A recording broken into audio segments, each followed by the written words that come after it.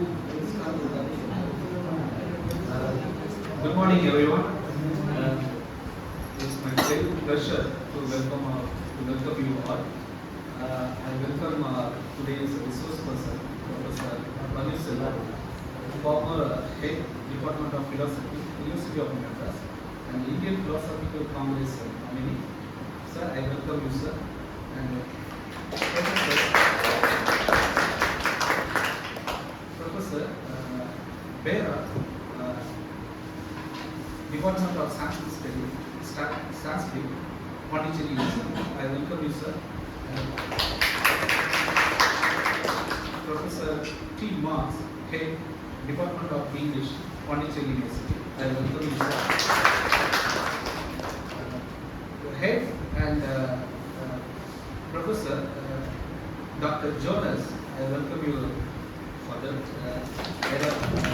Asian Christian Studies, and Professor Kumar, Department of Philosophy, Pondicherry, I welcome you.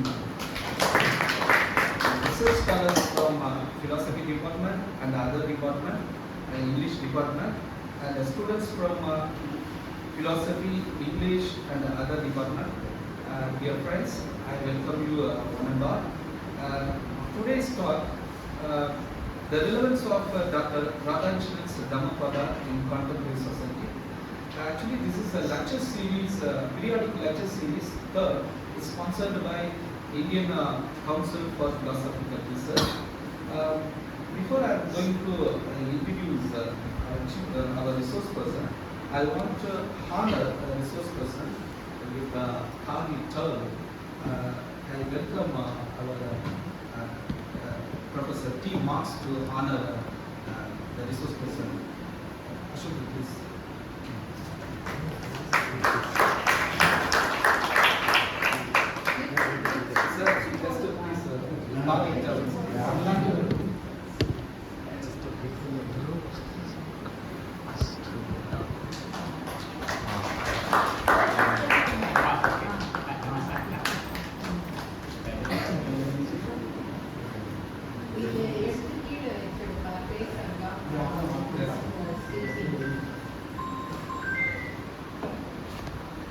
Now I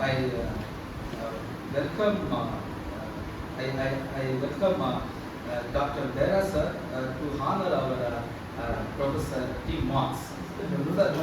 No, it's right.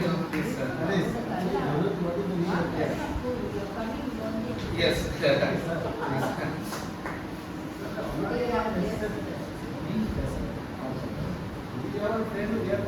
Yes. It's a honor, sir.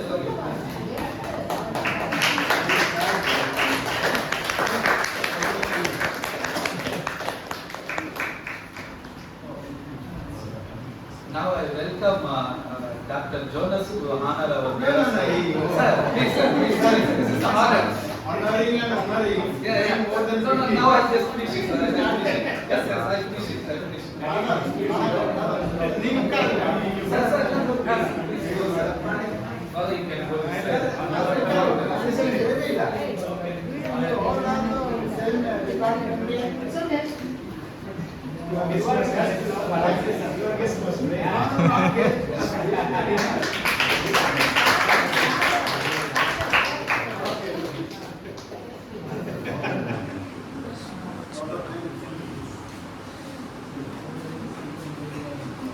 Dear friends, you need more patience to listen this lengthy profile. Professor Dr. S. Pannerselvam, presently member of Indian Council of Philosophical Research in New Delhi and the General Secretary of Indian Philosophical Congress. He is a former National Fellow, Indian Council of Philosophical Research in New Delhi, former Chairperson, School of Philosophy at the Buddhist, and a Professor and Head of Department of Philosophy, University of Madras. And he has authored and edited 16 books and also published more than 85 research papers in the leading philosophical journals and anthologies at the national and international levels.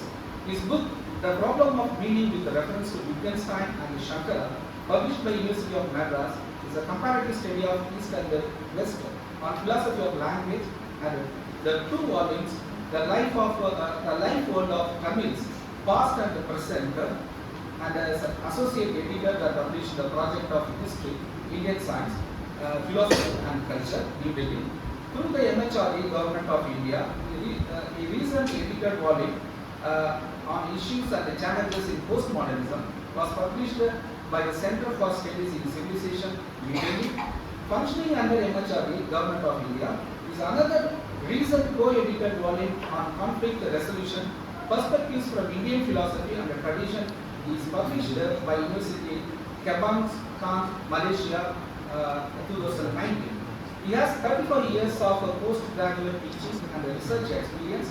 He has participated in more than 300 national and international conferences and seminars, including International 65.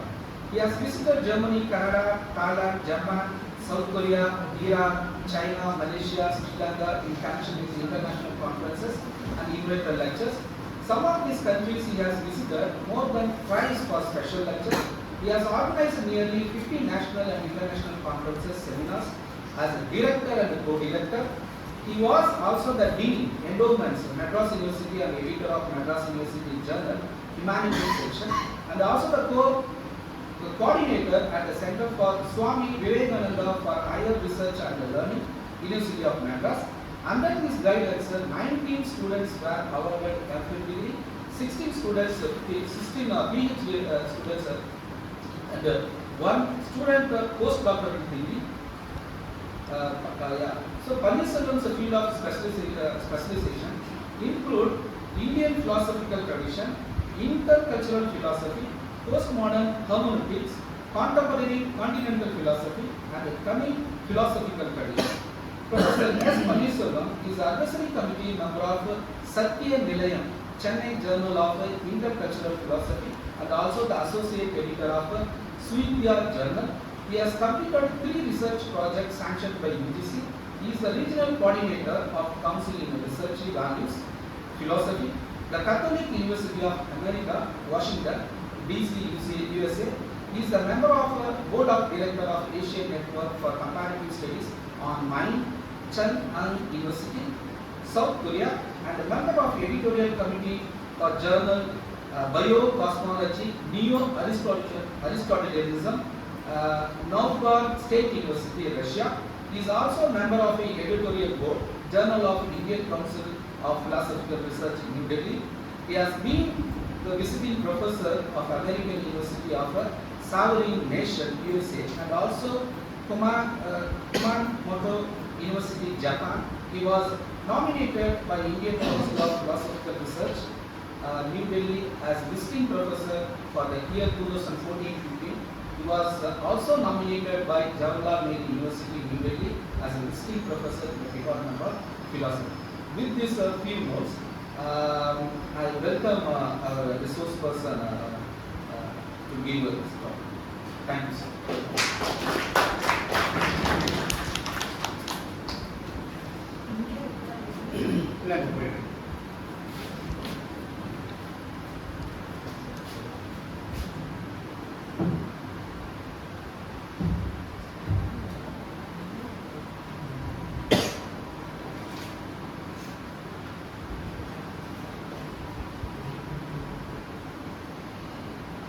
Dear Dr.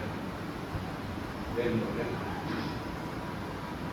the head in charge the Department of Philosophy,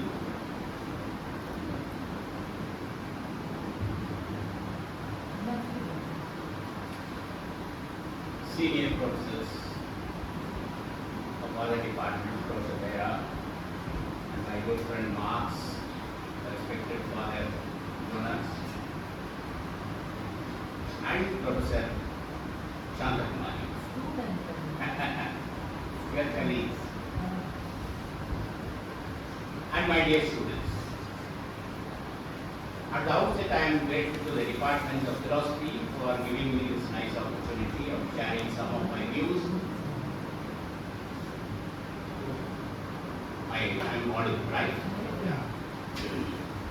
For giving me this nice opportunity of meeting all of you, and I have a very great regard for this department for the main reason that this department was founded by my teacher, our teacher, Professor R. Balasubramanian. great Advaita who has taught us how to philosophize. He was not mere a teacher of philosophy, because you should know how to philosophize things. That is where the philosophy student is making a contribution for the entire globe, I would say. So I remember with gratitude my teacher Radhakrishnan, who taught not only Indian philosophy but also Western philosophy. Because basically I was interested in Western philosophy because I was trained in Madras Christian College, Dhammapa, where Western philosophy is celebrated, especially Wittgenstein, Kant and others. But when I joined Madras University as a faculty member, my teacher Radhakrishnan, who taught me Mandukya Upanishad, he said that I should work on Indian philosophy because this is an Indian philosophy center.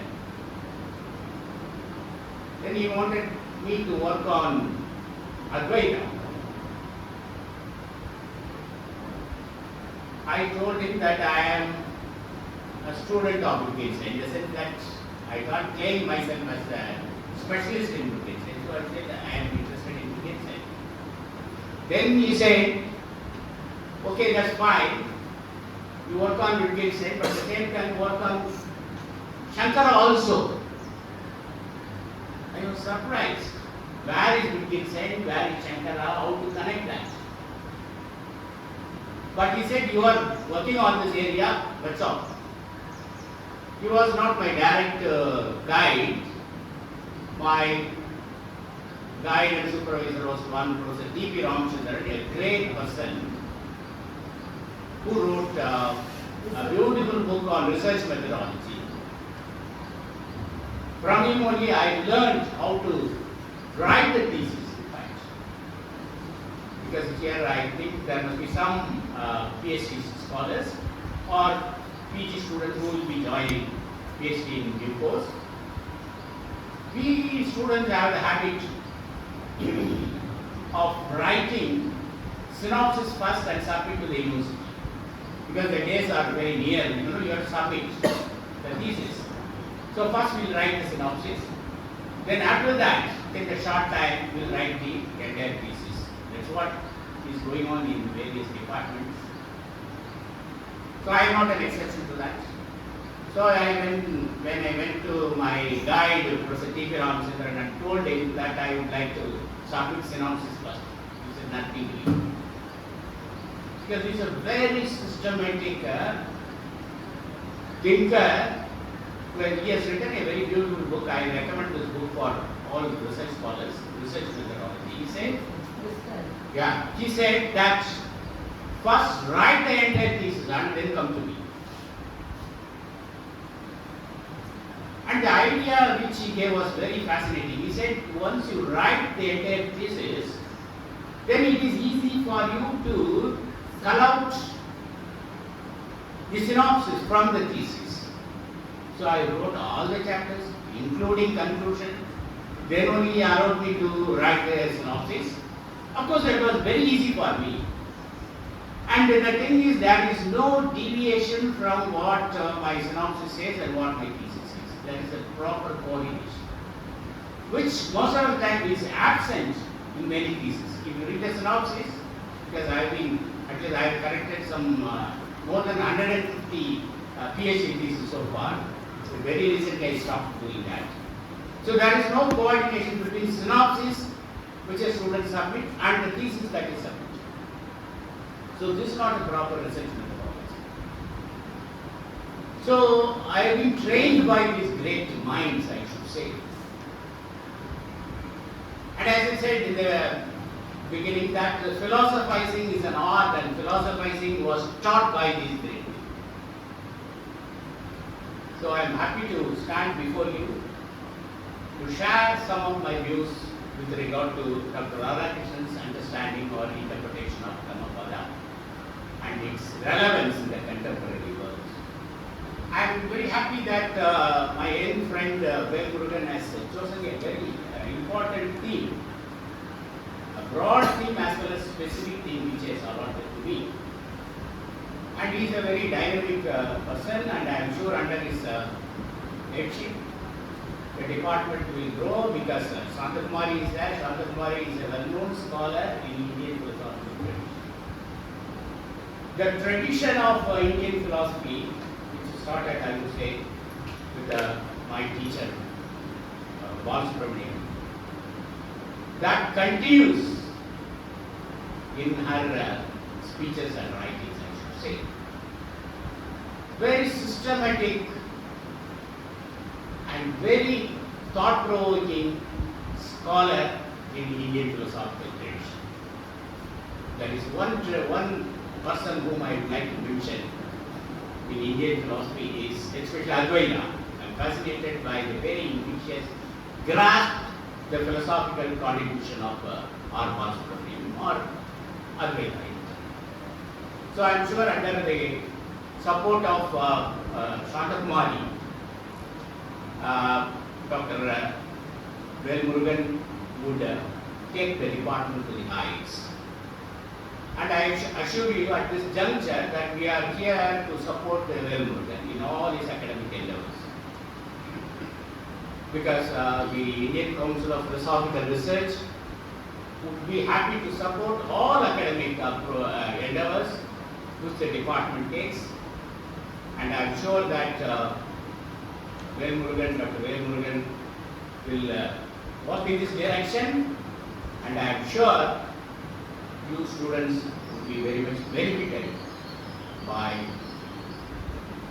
bringing the knowledge which is implicit in books that can be revealed to you by these great teachers who will be visiting this department one after the other. I am sure that will take initiative in this direction. In fact, I requested him to apply for a seminar so that he could bring some scholars who has worked on various Indian and Western philosophical themes, and the department could be benefited. This is very much essential. The presence of other scholars is very much essential so that you know the different dimensions of knowledge. So with these few words, let me go to the topic directly. I feel, you tell me when I should stop, because I have the habit of speaking hours together without any content. That should not happen. Please stop me when you want. So one of the important philosophical discourse which is necessary for the entire cosmos is the Buddhist philosophy. It is a way of life. Buddhism as a pragmatic philosophy, because sometimes it is considered as a pessimistic philosophy, it is not so. It is a pragmatic philosophy because it gives a new direction for the entire human society. Whether it is conflict resolution or whether it is the concept of peace or environmental issues, then the only solution that is available on earth is to embrace the philosophy of Buddhism. For this reason, I always say that it is a pragmatic philosophy. It is a philosophy which has got a direct bearing on life. It is a philosophy which teaches us that the individual can attain nirvana, that is liberation, or to put it in simple words, moksha, in this life itself. This is a very fascinating truth, because there are some systems in Indian tradition which talk about moksha or liberation after the destruction of body, right? But here is a thinker who says that the individual can attain liberation in this life itself, nirvana. And not only that, we should understand the fact that Buddhism can be related to all the modern movements in Western tradition. Because it is very much essential for us to see how Buddhism is closely related to various movements. I'm sure that you are reading phenomenology. Am I right? Phenomenology of the Western tradition. In phenomenology of the Western tradition, we come across two types of phenomenology.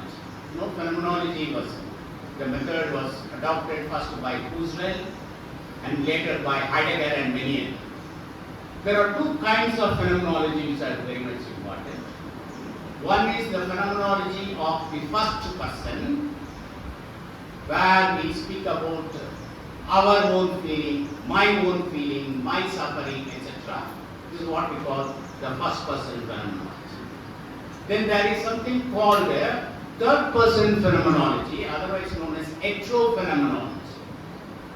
The heterophenomenology is a new methodology that has developed in the West, in phenomenological movement.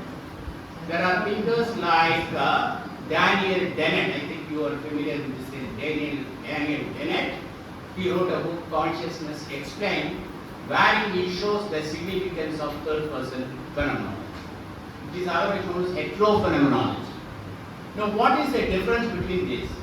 In the first person phenomenology, I am concerned about my own feelings, my emotions, the way I respond to the other.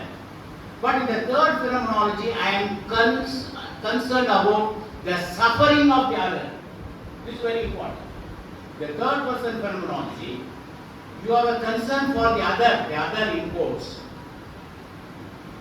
How I can help the other, how I can support the other. And in Indian philosophical tradition, I would say that there are two great thinkers who spoke about this method of phenomenology. Though in the West it is a movement which has emerged in the 20th century, but if you look at Indian tradition, I feel that there are two great thinkers who has explained this in detail. One is Lord Buddha and the second is Aurobindo, Sri Aurobindo. Why? Because both these great thinkers spoke about what is known as cosmic salvation. It is salvation or liberation not for one's own self. It is liberation for the entire cosmos, the entire world. This means my liberation alone will not help. The entire human society has to be liberated.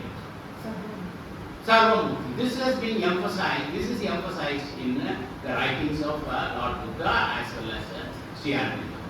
Why I am saying this is that all the modern movements, because in 20th century in the West there are some very important philosophical movements like phenomenology, existentialism, right? Postmodernism, the linguistic philosophy. These are some of the very important movements in the Western tradition which has emerged in the contemporary Western philosophy. But all these you can see in Buddhism. Just now I explained about the phenomenology. In fact, I have written a lengthy paper on the Buddhist phenomenology presented in the Buddhist Studies department. There is also Buddhist hermeneutics. And in fact, in my talk I am going to emphasize how Radhakrishnan's understanding of Dhammapada has given a new methodology for understanding the concept of Dhamma. So this means it is not simply you read the text, because Dhammapada was written long back, but what Radhakrishnan did is he has interpreted the text in such a way it can give more meaning to the entire human society. So the hermeneutical method is also very much present in hermeneutics, by the by, it is interpretation. How do you interpret the text?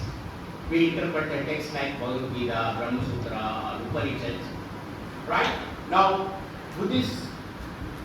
in Buddhist context also, you can show how it has a direct bearing on life, how the text has to be interpreted. It is not simply reading the text of Dhammapada. how you interpret it in the present century is important. That's why there are modern scholars, especially in Thailand, in Sri Lanka. I come across some bhikkhus who try to argue that the philosophy that is explicitly described in Dhammapada could be applicable in the modern world. This is how we read the text. Reading the text in the present historical situation is very important. And Dhammapada has to be located in this way. So you can see the phenomenological outpouring of Lord Buddha. Right? Similarly, you can see how the linguistic philosophy, in fact, the scholars are writing about Buddha and the linguistic philosophy. Because linguistic philosophy is also on the analytic philosophy, which has emerged as an important movement in the West now. Right? That also you can see in Buddhist philosophy. So it all depends on how you look at the text. It all depends on how you view the Buddhist philosophical discourse. In fact, if time permits, I will read some passages from one of my PowerPoints. Of course, this has been already published. It's now in a post-COVID situation, the philosophy of Buddhism would be very helpful. I published this on book, but in time permits, I will read that. Now, coming to the significance of Lord Buddha, we should read the writings of Nietzsche, for example. You know, I hope you are familiar with Friedrich Nietzsche, who says that the philosophy of Buddha alone can give a reasonable solution for the disturbing civilization. This is what Nietzsche says about Lord Buddha. And similarly, Albert Einstein says that it is Buddha who possesses the practical answers to the problems which are bothering the human mind. So these two contemporary thinkers clearly tell us that Buddhist philosophy, I would say, is the only philosophy. Of course, I am afraid to tell that in front of Professor Shanta, because Shanta is a staunch supporter of Advaita, I know. But here is a solution which is available in Buddhism. That's why I am saying. And also, Buddhism is a religion of peace. Whether we call Buddhism as a religion, that's a different story altogether. But if you consider it as a religion, then I would say it is a religion of peace. It is the only religion which talk about the significance of peace. And also in Buddhist philosophy, you see a lot of dialogues that are coming. And the dialogical method, Father must be knowing very clearly because they are dealing with the dialogue. The dialogical method is a method which is used in order to convey this, the truth, dialogue is very much essential, but this is not what is happening in most of the philosophical discourse. Because Buddha allowed his disciples to ask questions. That's how the Buddhism has developed. So there is a place for dialogue in Buddhism. Of course, this is a Socratic method. That's why we say that Buddha is Indian Socrates. Because he is not only rational, but also a person who has encouraged a dialogical method. And also in Buddhist philosophy, you can see the significance of tradition and modernity. Because this is a very, very important notion, tradition and modernity. By tradition, I mean not orthodoxy, simply following what is said. Buddha was really against this sort of orthodoxy. But he believed that tradition plays a very important role, but that tradition has to be connected to the modernity. So you can see the synthesis between tradition and modernity in all his writings. And How do we explain the significance of Dhammapada? This is going to be my main argument. In Dhammapada, you see the role of theory and practice. It is not mere a theoretical study. Buddha gives certain sermons which have a practical application or practical orientation. That's why we say it is Buddhism. In Buddhism, we see a convergence between theory and practice. The Dhammapada says, I quote, health is the highest gain and contentment is the greatest wealth. Trustworthy person is the best statesman. And it is said that human being who is already known as a psychophysical organism is a definition that is given, that is Nama Rupa we say. That's how we define a human being. Who's a human being? A human being is a one who is a synthesis or combination of a psychophysical complex. This is how we define human being. But in Buddhism, man is perceived from within and without and is analyzed from the 5 aggregates, that is Panchaskandha. This is very important. This is the greatest contribution of Lord Buddha, and it's also very much essential to note that Buddha, in Buddhist philosophy, there is no place for self. I was talking about various contemporary movements which you can see in Buddhism. Analytical philosophy or linguistic philosophy, phenomenology, then existentialism also, then postmodernism or hermeneutics, all these are very much available. In the postmodern tradition, we reject the notion of self. So the mark must be made. We reject the notion of self. Right? We argue in postmodernist understanding the self has to be rejected or it has to be transcended. But if you look at Buddhist philosophy, long back they talked about the non-self, which is a very, very, very important aspect.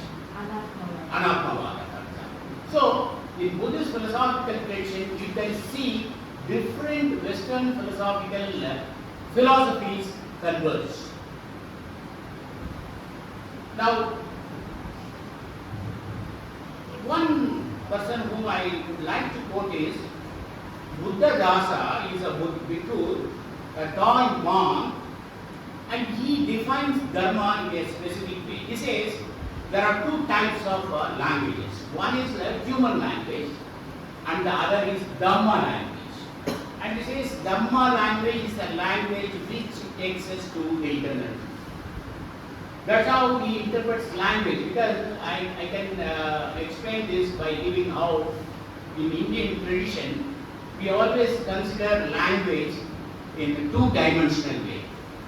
One is looking language at a phenomenal level. Phenomenal level means using language for all our practical purposes. For example, in order to communicate all our ideas and thoughts, we use language.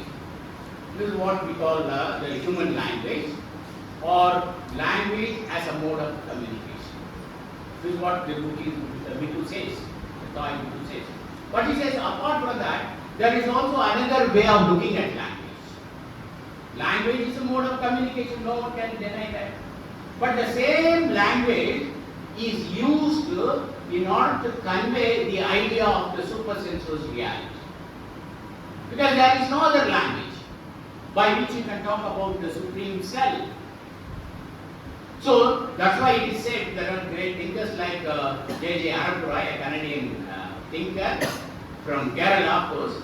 He says that Indian philosophers have carefully avoided the 2 reductionistic mistakes. What is that? Reducing language as a mere mode of communication. That's one way of understanding. And another is that considering language as something purely metaphysical. And Arapura would say that the Indian philosophers have carefully avoided these 2 mistakes. So in Indian philosophy you can see language is not only a mode of communication that is used in the phenomenal level, but the same language is used in order to say something about the supersensuous reality. That is, language acts as a pointer to Brahman in Indian Advaita Siddhi is said. So, the Bhikkhu whom I mentioned, that is Buddhadasa, he says that language in Dhammapada has two roles to play. One is language that is used here is ordinary language or human language, which directly gives the meaning to the text, no doubt. But at the same time, the same language has to be interpreted in a different way. What is that? That it has got a Dhamma language, because it talks about some truths which are not reducible to human mind, or which is not reducible to mere human language. So in this way you can see there are different ways of understanding the text. Now, the Dhammapada, in English we call it a Dhammapada. It is a collection of sayings of Buddha in the verse form, and it is said that there are 26 chapters. And Radhakrishnan has given a beautiful commentary to that, and I would say that there are two great thinkers who have interpreted Dhammapada or given commentaries. One is Max Muller-Longback, then followed by him is Radhakrishnan. Radhakrishnan's commentary has seen a number of editions and re-editions, and this goes on. At least 12 revised editions of this Dhammapada, commentary of Dhammapada has come. Now, what is interesting is that Radhakrishnan could successfully show that how Dhammapada has a direct bearing on life. I am happy that he has chosen Radhakrishnan to understand Dhammapada, because we cannot avoid Radhakrishnan in the contemporary Indian philosophical discourse. He is the one who has given a new methodology for understanding Indian philosophy. All of us know then the Westerners, once Westerners criticized Indian philosophy by saying it is otherworldly, right? Or what we call moksha oriented, and all kinds of criticisms were against Indian philosophy, right?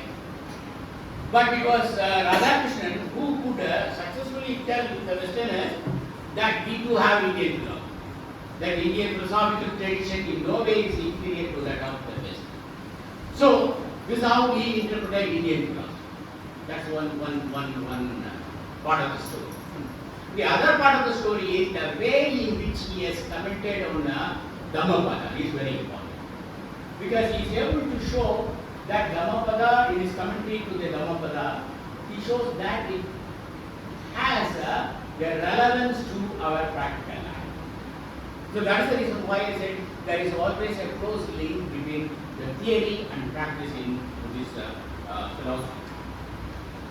And also I would like to say that Dhammapada, there are two ways of approaching Dhammapada. This is how I look at the text. Dhammapada can be seen as a philosophy of righteousness, or it is a text which talks about the virtues of human being, or what are the virtues to be practiced by human being, and what are the vices which a human being should reject or transcend. This is one way of approaching the text. Other way of approaching the text is that the philosophical aspect, that is how Dhammapada could be related to human life. This I would say, one is the ethical side of Dhammapada, where you can, because in Dhammapada, some of you might have read the text, it talks about, for example, the Four Noble Truths, it talks about the Pradeep Samutpada, it talks about the significance of non-self, etc.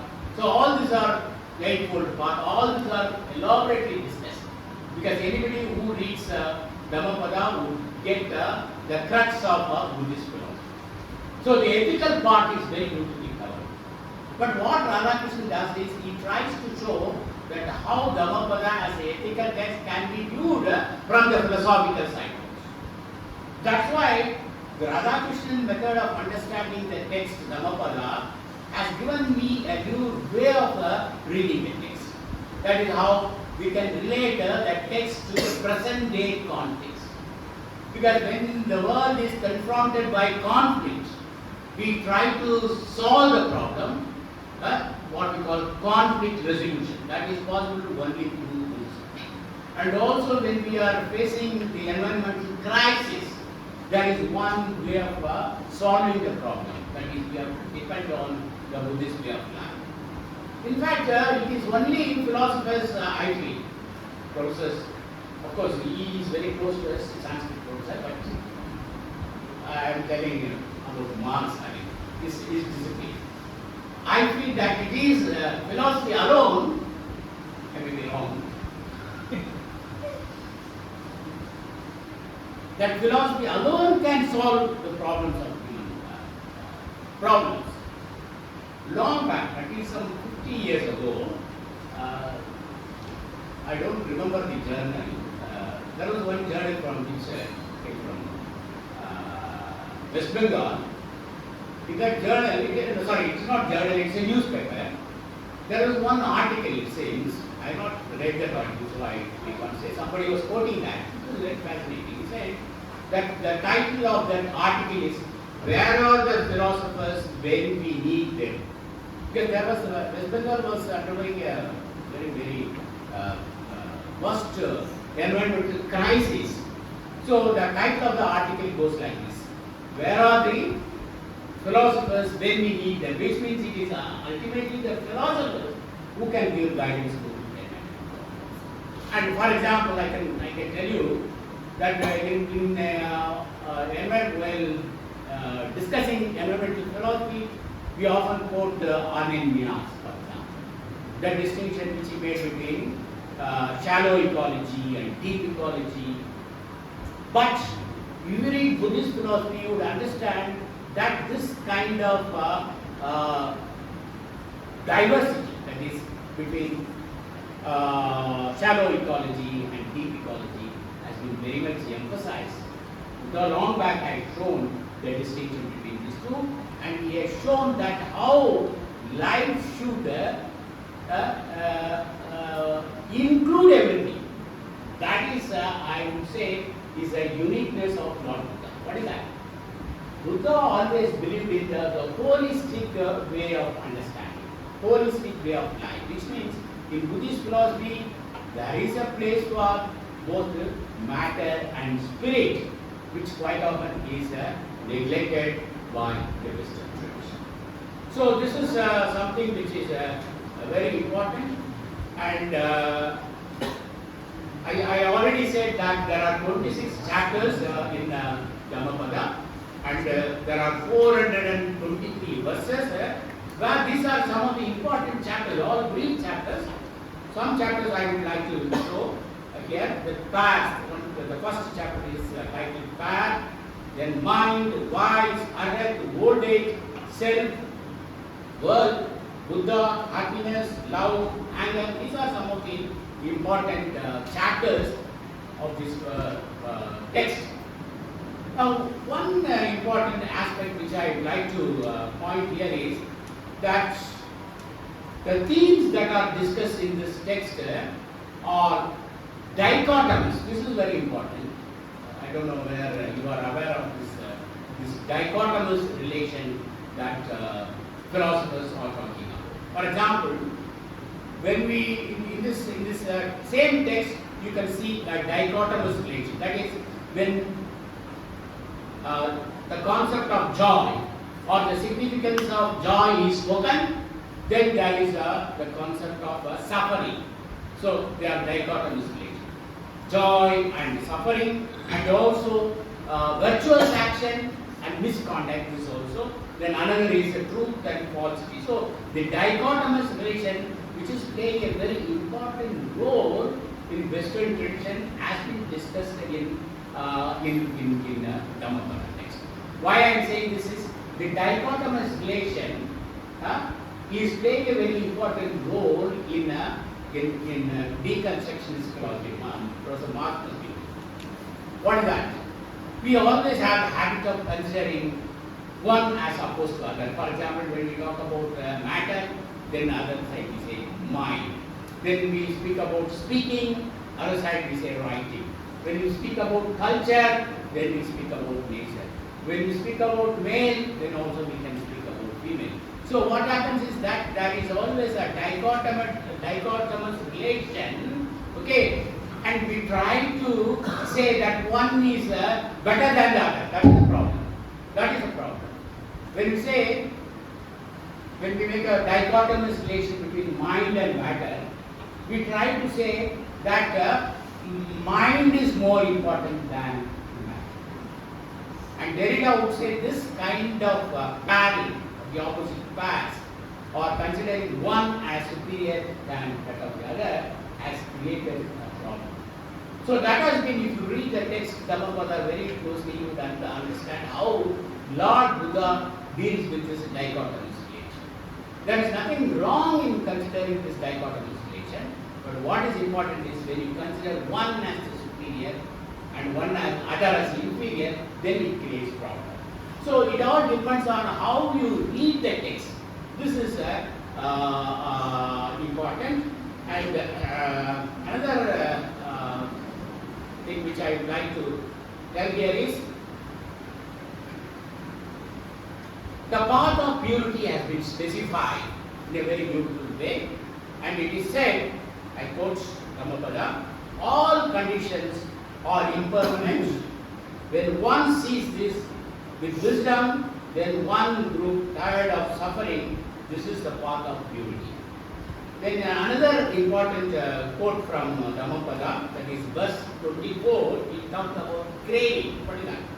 People surrounded by craving crawl round like a hare caught in a trap.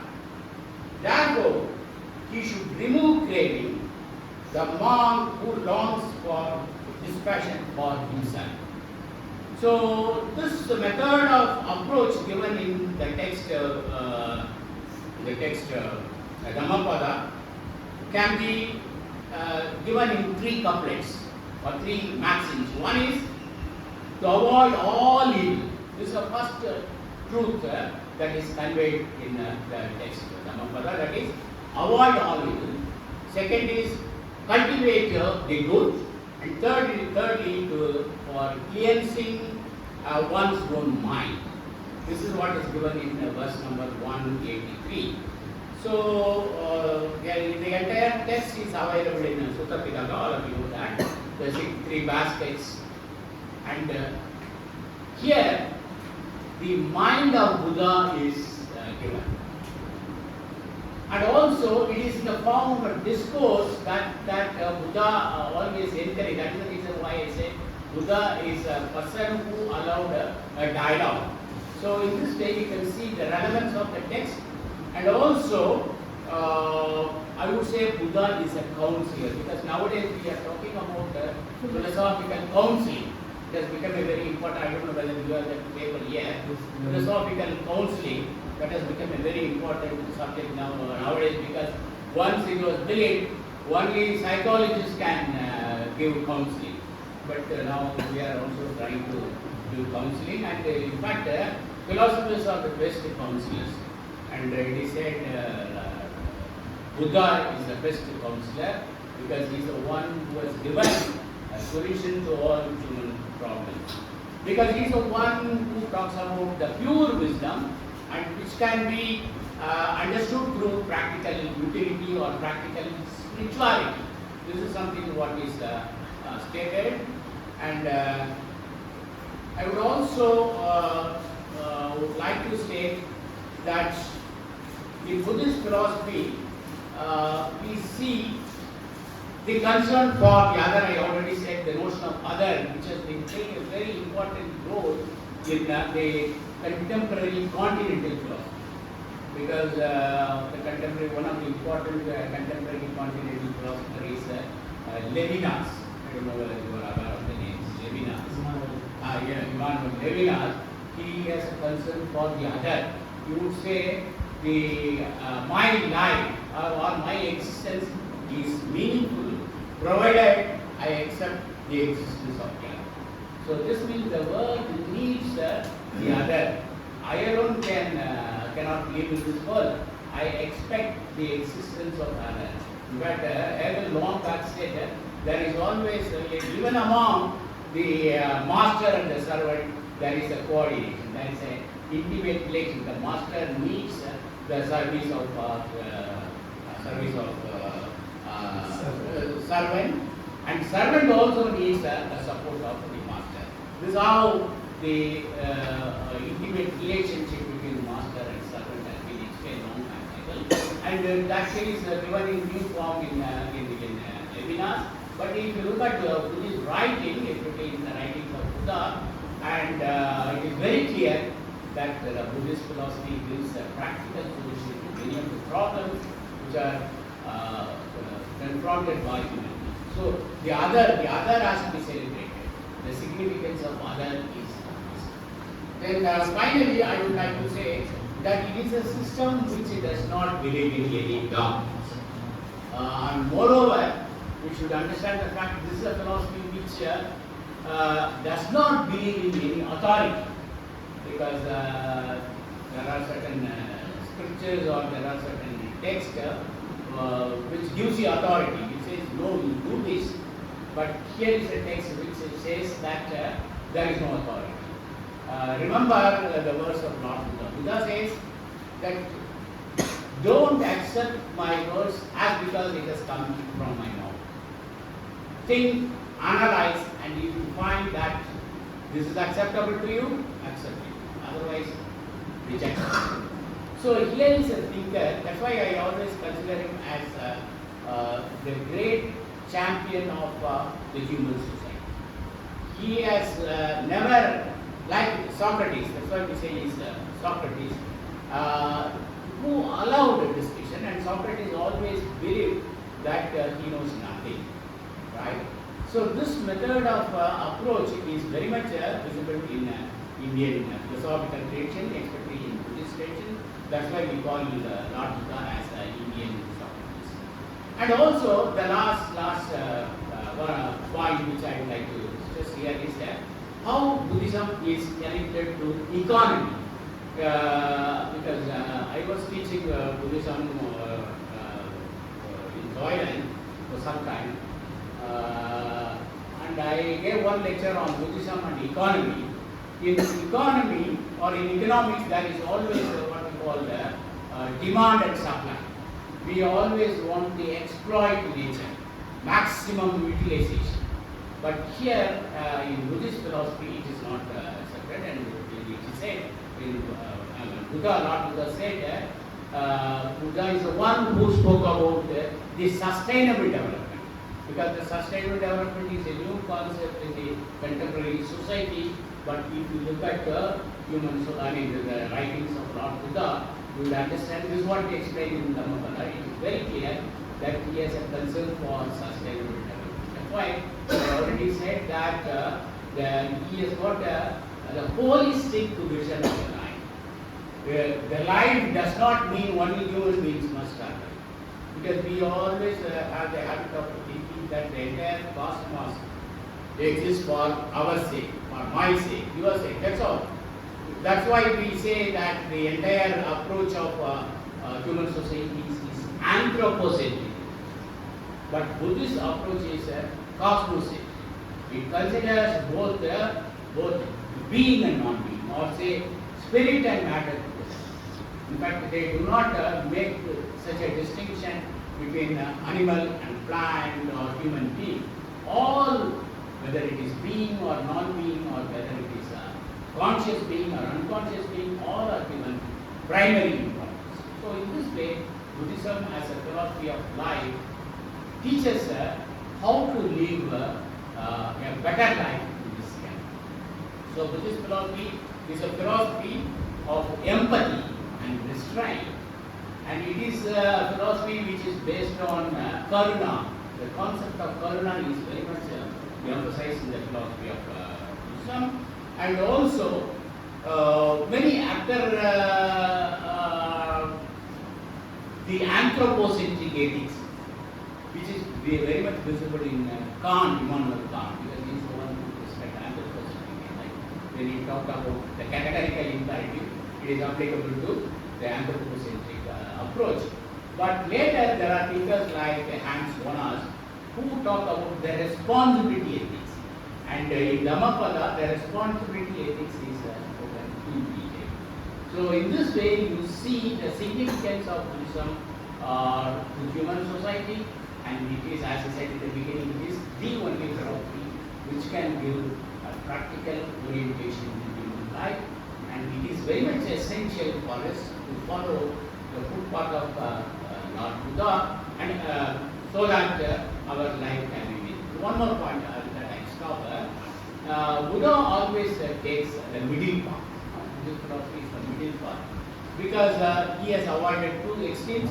And also in this context, I would say that remember I said there are two ways of understanding the text Dhammapada. One is you look at the text purely from the ethical side, and there is also a philosophical side which is implicit in the text. That is very important. What is that? That is Dhammapada also teaches us that the entire philosophical discourse of Lord Buddha does not contain any metaphysical categories, because he is the one who rejects metaphysics. But of course there are some Indian thinkers like C.D. Sarnath tries to see absolutism in the Buddhist approach, and there are some thinkers who severely criticize this kind of approach. What is important is Lord Buddha has given a new methodology. For this reason I would say that some of the followers of Lord Buddha has understood the philosophy of Lord Buddha in a perfect way. Let me give one example and then stop. Chandrakirti said, first I'll give the example, then I'll explain. A person, he used this example. A person goes to the shopkeeper, okay, he wants to buy something. So the person who goes to the shopkeeper asks, I want to buy something. And the shopkeeper says, I don't have anything to sell. Right? Hope you are following. The shopkeeper says, I don't have anything to sell. And this person says, please sell that. Thinking that when he says that I have nothing to sell, he considers that as a commodity. So why Chandrakirti, by giving this, argues that Buddhist theory, we can't consider it as a theory. And the same thing you can see in Derrida's deconstructive method. Because Derrida's deconstruction, there is no method that is involved. He destructs everything. I mean, destroy is the wrong word. He deconstructs everything. That means he would say, no, this is not acceptable, this is not acceptable, this is not acceptable. Then he stops. So, Derrida. But rejecting, deconstructing something cannot be considered as a method. Hope you are following. Similarly, here, Buddha accepts no theory, but accepting or rejecting no theory cannot be considered as a theory. Now we can relate it with the Dharmakirti example and you will understand. That's how Buddha has given a philosophical approach. So the philosophical approach can be, is very much implicit in Dhammapada, and I feel that the best way of understanding Buddhism is, first of all, we read the text, the ethical way of understanding ethical philosophy or ethical verses which are given in 26 chapters, and another thing is how to apply this Dhammapada in our practice. That is possible provided you look at the text from the philosophical way, which means you extend the scope of Dhammapada and try to see how it has got a direct bearing on the contemporary philosophy like phenomenology or existentialism. Because, one more point, sorry. Existentialism, when existentialism became a very important movement in Western tradition, everybody appreciated it. And when it is said that existence precedes essence, that has become a very novel philosophy for human society. But if you look at Indian tradition, especially in Buddhism, you see the concept or the philosophy of existence, which has been emphasized by God. But in existentialism, especially if you read Sarnath, Sarnath says the other person is a hell, right? But such a philosophy is not available in Buddhism. In fact, Lord Buddha considers every human being as equal to him. So this sort of the pessimistic approach is very much present in the existentialist philosophy, but not in Buddhist philosophy. Because sometimes I come across some books where there is a comparison between Buddhism and existentialism, and some argue there are certain parallels. But especially if you read the atheistic approach of Sarnath, you would understand that Sarnath is one who said that the other is a hell, but it is not. Buddhism does not accept. And also, one more point, some of you must be aware of Albert Camus. In his myth of Sisyphus, he talks about how human being is conditioned. What is that? A person, he uses an analogy. A person has got a big rock in his shoulder, and there is a steep mountain. What he has to do is he has to carry this rock to the mountain top, and then he will roll down, and then he has to do this continuously. This is how existentialism is explained in Albert Camus. But Buddhism does not speak such a language. In fact, they say, no doubt human life is suffering. That is the first nobility. There is suffering. That is the first nobility. But there is a way of cessation. There is a way by which human being can come out of this cessation or suffering. That is the highest philosophy that is taught in Buddhism. So in this way, we can say that Buddhist philosophy is a practical philosophy, and it has to be interpreted. That is what is needed. Don't depend on the text. Don't try to give the literal meaning, which is of course essential, but it is very much essential for us to go beyond the text and see the implication which is involved in this kind of understanding. So this is what I would like to say, and my purpose here is to say how Dhammapada as an ethical text can have a direct bearing on our life, and we can also show how it has got a contemporary relevance in this present situation. I thank you all for giving this wonderful opportunity. If there are some questions, I will be happy to answer. Thank you.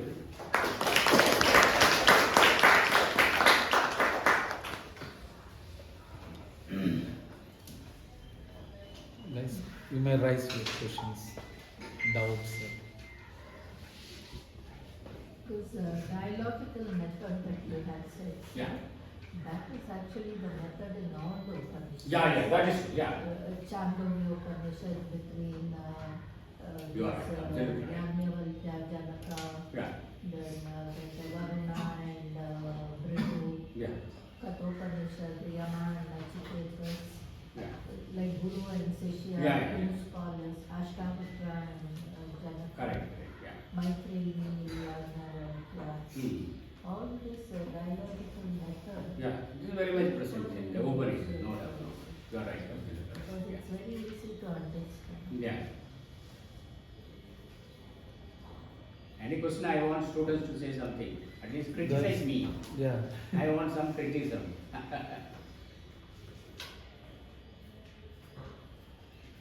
No question?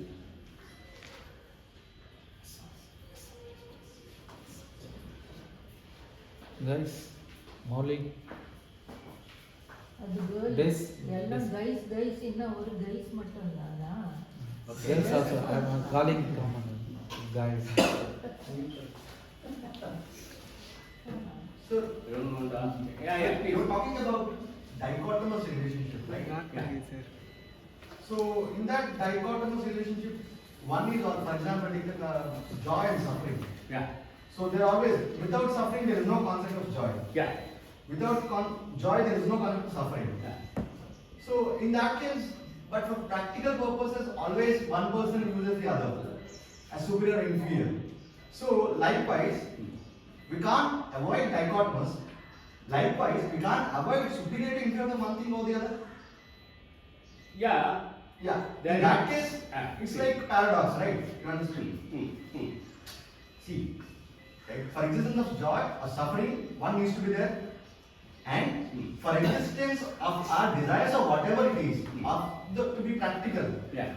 there needs to be something superior, something inferior as well. Yeah.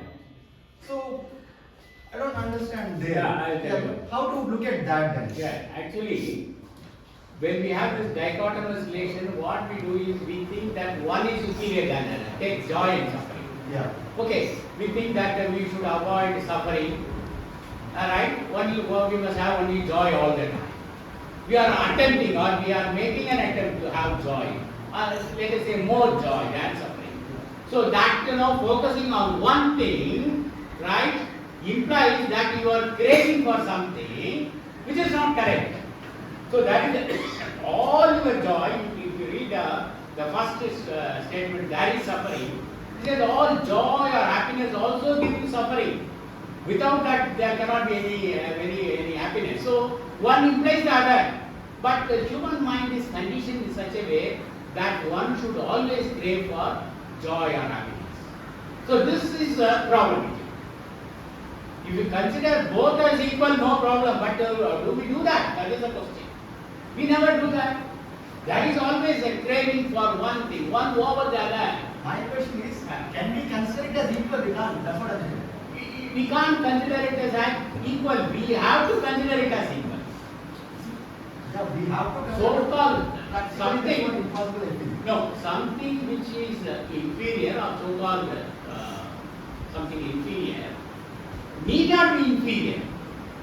You get my point? It is not inferior always. No, But- my question is not superior or inferior. For example, if you are considering one thing, we are obviously neglecting the other thing. For example, if you look at one side of the coin, you are obviously neglecting the other side of the coin. Yeah, You can't look at both sides of the coin at the same time. correct. Yeah. Human mind is conditioned in such a way, right, that you always aspire for something which is better. You think that is better. It is not correct. That is a basic problem. That is a basic problem. And the entire, you can understand this better if you follow the Western. Of course, that is convenient. That's why I'm saying. Not that is better. So then we are talking about interpretation, convenience of interpretation. No, it is not like that. Now you look at this mind and matter, as I said. Mind and matter. What do you think in philosophy classes we have been taught that mind is more important than matter. Matter is considered something inferior, which is not true. If you look at Charvaka, that is given primary importance, matter.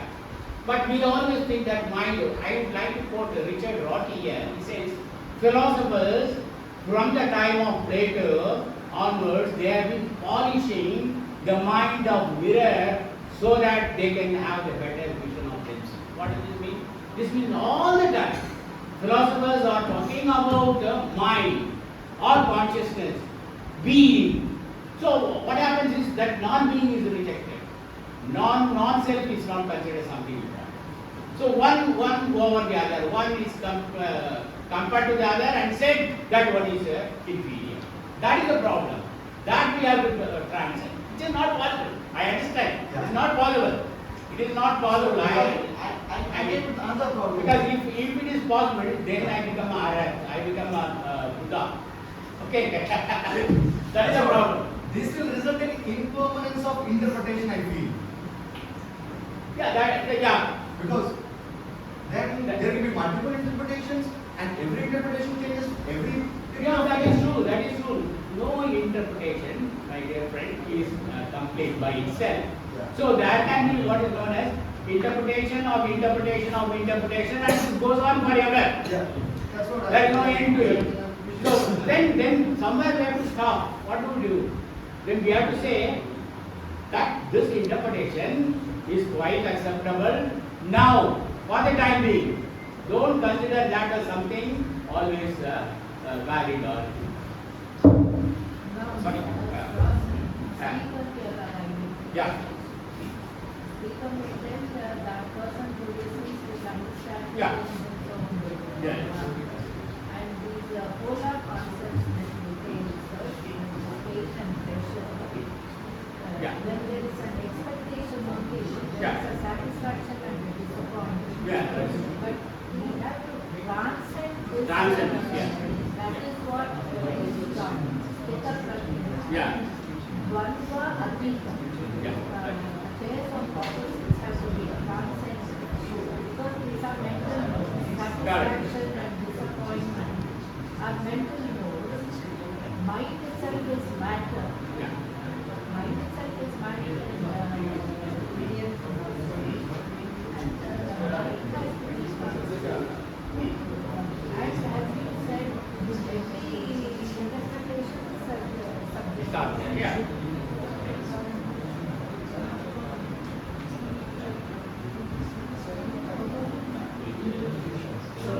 So, no, you I submitted.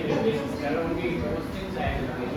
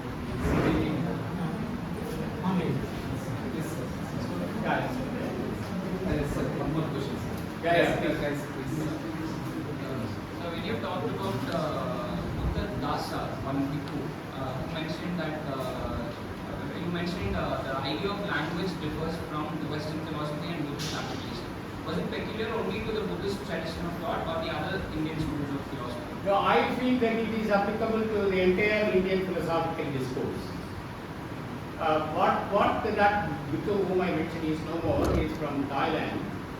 He is trying to show that how language plays a two important role.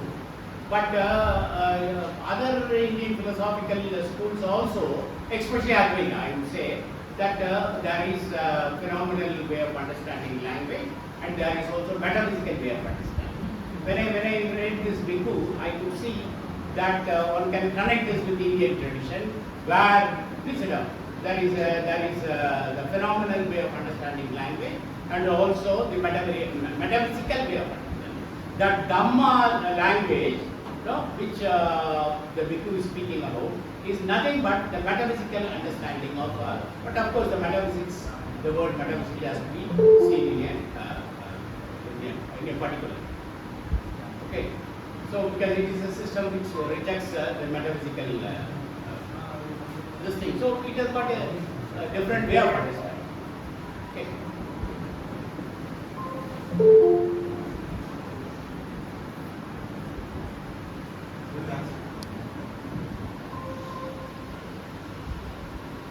Guys, any more?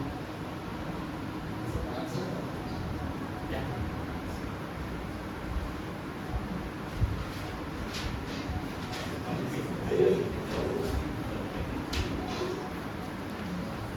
Thank you so much, sir, for giving the realistic presentation and the precise understanding.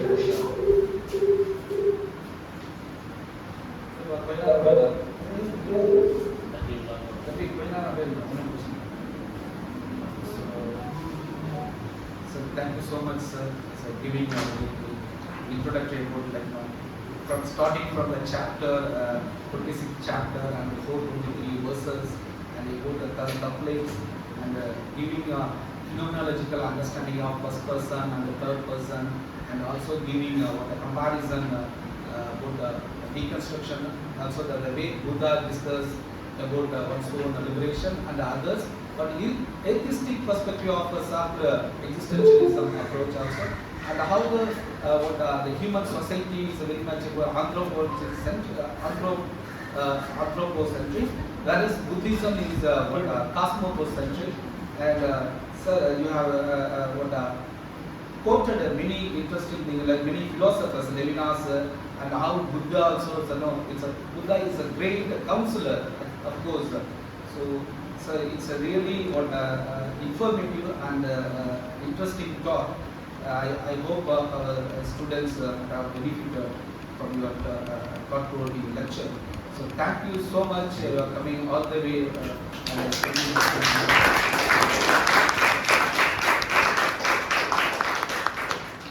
now I welcome, I invite our research scholar, Moli Mukherjee, to introduce our second resource person, Professor Pradeep Kumar Gokhle,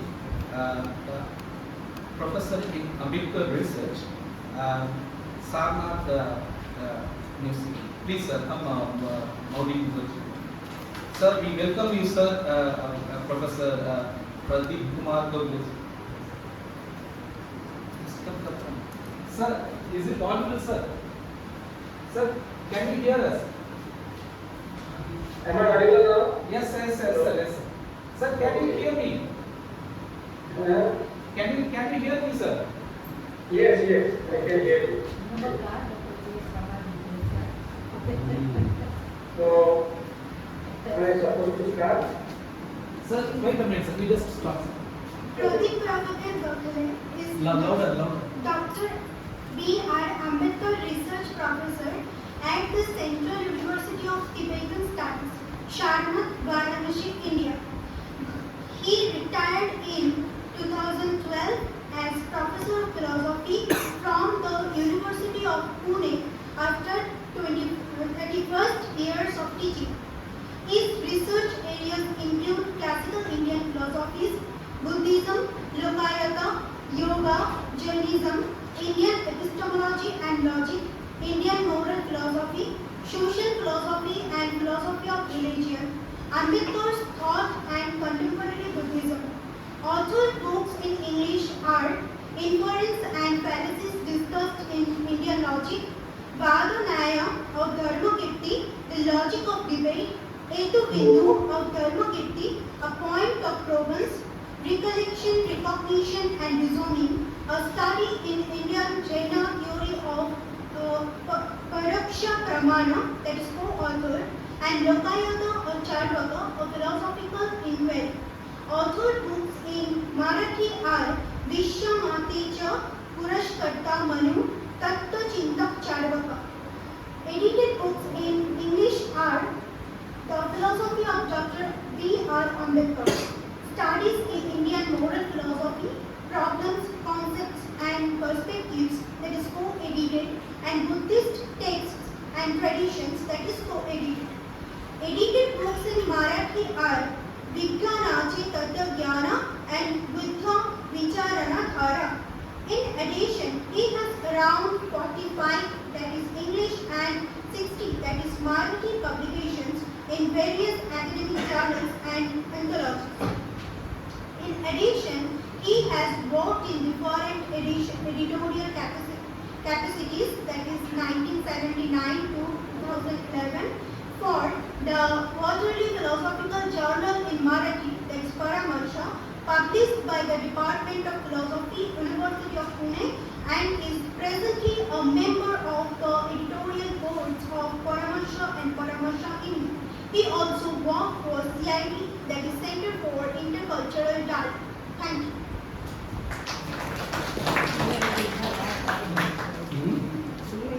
Thank you, sir. We welcome you, sir. You can start. Okay.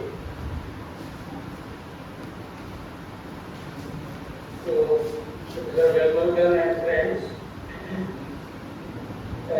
it is an interesting opportunity for me because I have read Dhammapada. I had not thought about it seriously from the point of view of Buddhist philosophy. Dhammapada is a classic of Buddhism. It has attracted not only the religious followers of Buddhism and other religions, but the scholars of philosophy. But the peculiar nature of the text is that there is no systematically developed doctrine or argument in the text. But it can be regarded as a collection of good sayings, that is, Subhashitas. Of course, the Subhashitas in the text have not only poetic beauty, but but also the depth of philosophical thought. So one possible task is to try to reorganize good sayings, that is Subhashitas, in Dhammapada in such a way that the Buddhist philosophical thought can be mapped on them. I will try to talk today on these lines. I will try to do two things in today's talk. One, I will try to map the doctrine of Four Noble Truths with its details on the scattered thoughts of Dhammapada. That is one. And number two, I will focus on some special thoughts and ideas contained in the text. And these are special features, you can say. One is the primacy of mind. Second is basis of universal morality in terms of empathy and positivity. And third special feature is concept of an ideal person in the form of Pandit, Samana, Bhikkhu, Brahmana, etc. So first let us consider the doctrine of Four Noble Truths. In Madras, that is one of the chapters of Madras, the text declares that the Eightfold Path is the highest of the paths and Four Truths are the highest of the truths. Madgana and Thamliko Selko, Satyaram Dhammapada. The first, the Four Noble now let us consider the Four Noble Truths. The first Noble Truth is Noble Truth Dukkha. So we know there are the Four Noble Truths, Dukkha, then Dukkha Samudaya, then Dukkha Nirodha, and Magga, that is the Dukkha Nirodha Gandhi Pratipad. And now we are going to consider how these Four Noble Truths are found in Dhammapada. So the first Noble Truth is Dukkha. And we, in the scholars of Buddhism, know that in Buddhism they talk of Tibetan Dukkha, threefold unsatisfactoriness. One is, one can be called, it is called Dukkha, that is natural unsatisfactoriness. This is called Viparinam Dukkha, there is consequential unsatisfactoriness, and the third is called Sankhara Dukkha, there is the unsatisfactoriness of the condition. Now, first natural unsatisfactoriness. A glaring example of that is decadal. So there is one section called Jara. So and there is one verse, Ko Haso, Kimanando, Nityam Pancharite Sati, Andhakarena Monatha, Pradeep Satta. The meaning is, when this world is ever ablaze, why this laughter, why this jubilation? You are surrounded in darkness, but you are not searching for the light. Then there are other words, Tasya Chittagatam Bimbam, Arukayam Samustitam, Aturam Bhosaktam Sankapam, Yes Lakya Dhvam Thipi, Dhvam Thipi. See this body, a printed page, a mass of heaped up stores, infirm, full of happening, of which nothing is lasting or stable. Then there is another verse, Parijingamidam Rupam, Rogaritham, Ahanguram, Vedati Puti Sandeho, Maranantam Hiritam. Fully gone now is this body, a nest of disease and fragile, this foul mass breaks up, for death is the end of life. So this is how the world is full of unsatisfactoriness, how the life is unsatisfactory, how old age is unsatisfactory. This we can describe in Dhammapada. Now, second type of unsatisfactoriness is Viparinama, consequential unsatisfactoriness. So there is one section called Piyamagga. These verses in Piyamagga. Piya means Priya in Sanskrit. So what we like and what is prima facie attractive and what such things lead to something. So Priyavadha refers to this type of unsatisfactoriness. The idea is that things which we like, we love, can result into something.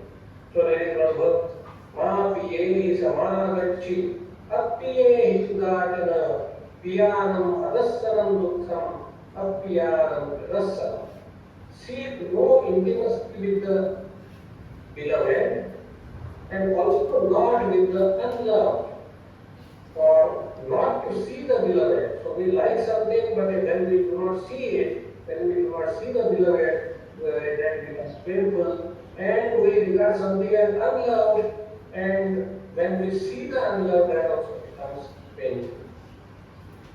Tasma piyam datariyad piya payo hi papako ganta desam pravijyanti desam nati piya piyam. Therefore, hold nothing dear. For separation from the deer is painful. There are no bonds for those who have nothing beloved or untouched. So here two jayati. So vipamuntasya narthi sopo. So from endearment, so regarding something as beloved, that causes suffering. From endearment,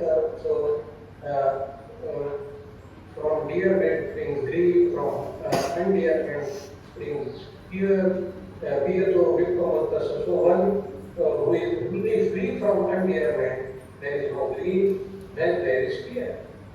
So premato jayato. So in a similar way, so in the same section, the Buddha says this as Piyato Jayati Soko, due to what is endeared, so Shoka arises, Soko, Shoka arises. Similarly, he says Piyato Jayati Soko, there is from affection springs grief. Then Ratiya Jayati Soko, from attachment springs grief. Then he says Kamato Jayati Soko, Kamato Jayati Bhayam, Kamato Vipamuntasya Narthi Soko Bhayam. So from lust springs grief, from lust springs fear, from one who is fully free from craving, there is no grief, then there is fear. So idea here is that many things which are pleasant at surface, but when we are attracted to them, that may lead to suffering, that may lead to grief, because when we are separated from what we love, we feel sorrow. So this is about the second type of unsatisfactoriness, which is called viparinama dukkhata. And the third type of unsatisfactoriness is unsatisfactoriness of the condition. It is sankhara dukkhata. So sankhara means anything which is conditioned, anything which is caused by causes and conditions, that is sankhara. And all sankharas are dukkha, all sankharas are painful or unsatisfactory. This idea is presented in Dhammapada. So here actually we have to take into account the doctrine of ilakkhana, three lakshana, three characteristics. So everything that we come across has three characteristics according to Buddhism, and they are what? Anicca, dukkha, and anatta. So everything is impermanent, everything that we come across, everything that is conditioned, that is sankhara, is permanent, everything that is conditioned is dukkha, that is unsatisfactory, and everything that we come across, that is anatta, that is it is soulless, or it has non-substantiality. So there are three important verses in Dhammapada. Sabbe sankhara aniccati yada payyaya passati athani viddati dukkhe esamabho visuddhya. Similarly, sabbe sankhara dukkhati yada payyaya passati athani viddati dukkhe esamabho visuddhya. And sabbe dhamma anattati yada payyaya passati athani viddati dukkhe esamabho visuddhya. So what is said in these words, that is, all conditions are impermanent, all conditions are unsatisfactory, and all phenomena are non-self or without self. When one sees this, which wisdom, Maya person, Maya, that is Prajna, then so one sees this, one turns away from something, and this is the path to purification. So the idea of path to purification is presented here, and we will find that later on. Buddha wrote a book which the title of which was Visuddhi Magga. So he actually borrowed this idea of the Magga from Dhammapada, where he said that the realization of things as anicca, anatta, and dukkha, and this realization based on maya, based on prajna, that leads to the cessation of suffering. Now, in Buddhist dialogue, we find this idea in Ananta Lakshana Sutta. There is one Ananta Lakshana Sutta, where Buddha discusses how the three notions, namely anicca, anatta, and dukkha, how they are interrelated. So things are anicca, and therefore they lead to suffering, and there is no atta, because atta means something substantial, something essential, and because things are painful, unsatisfactory, therefore there cannot be any atta, that is essential also, substantial also in this world. So in this way, these three notions are related, and they are all related to what is called sankhara, the third type of unsatisfactoriness. So this is about the first noble truth, that is dukkha as the noble truth, dukkha as the Arya Satya. Now we come to the second noble truth, and that is the cause of suffering. Now when in Buddhist tradition we talk of cause of suffering, there are two things. One is what is the cause of suffering? Then two major answers are given. One is that avidya, that is the ignorance or misconception is the cause of suffering, and the other answer is tanha, krishna, that is craving is the cause of suffering. And the second way of dealing with this problem is the doctrine of pratikya samutva, dependent origination. That is, when we talk of the cause of suffering, how suffering arises from those causes, there is a causal chain, so to say, which is called Dvadas Vidana. So when I searched in Dhammapada, I didn't find very much about pratikya dependent origination, but I did find the idea of avidya and krishna, avidya and tanha, which can be regarded as the basic causes of suffering. Of course, avidya and tanha both are interrelated, that is a different thing, because ultimately avidya is the cause and tanha is the effect, but through tanha, avidya causes suffering. So now first we will consider avidya. So ignorance or avidya is understood as misconception or a wrong view, that is mithya ditti. So in Relevance, mithya ditti is described as follows.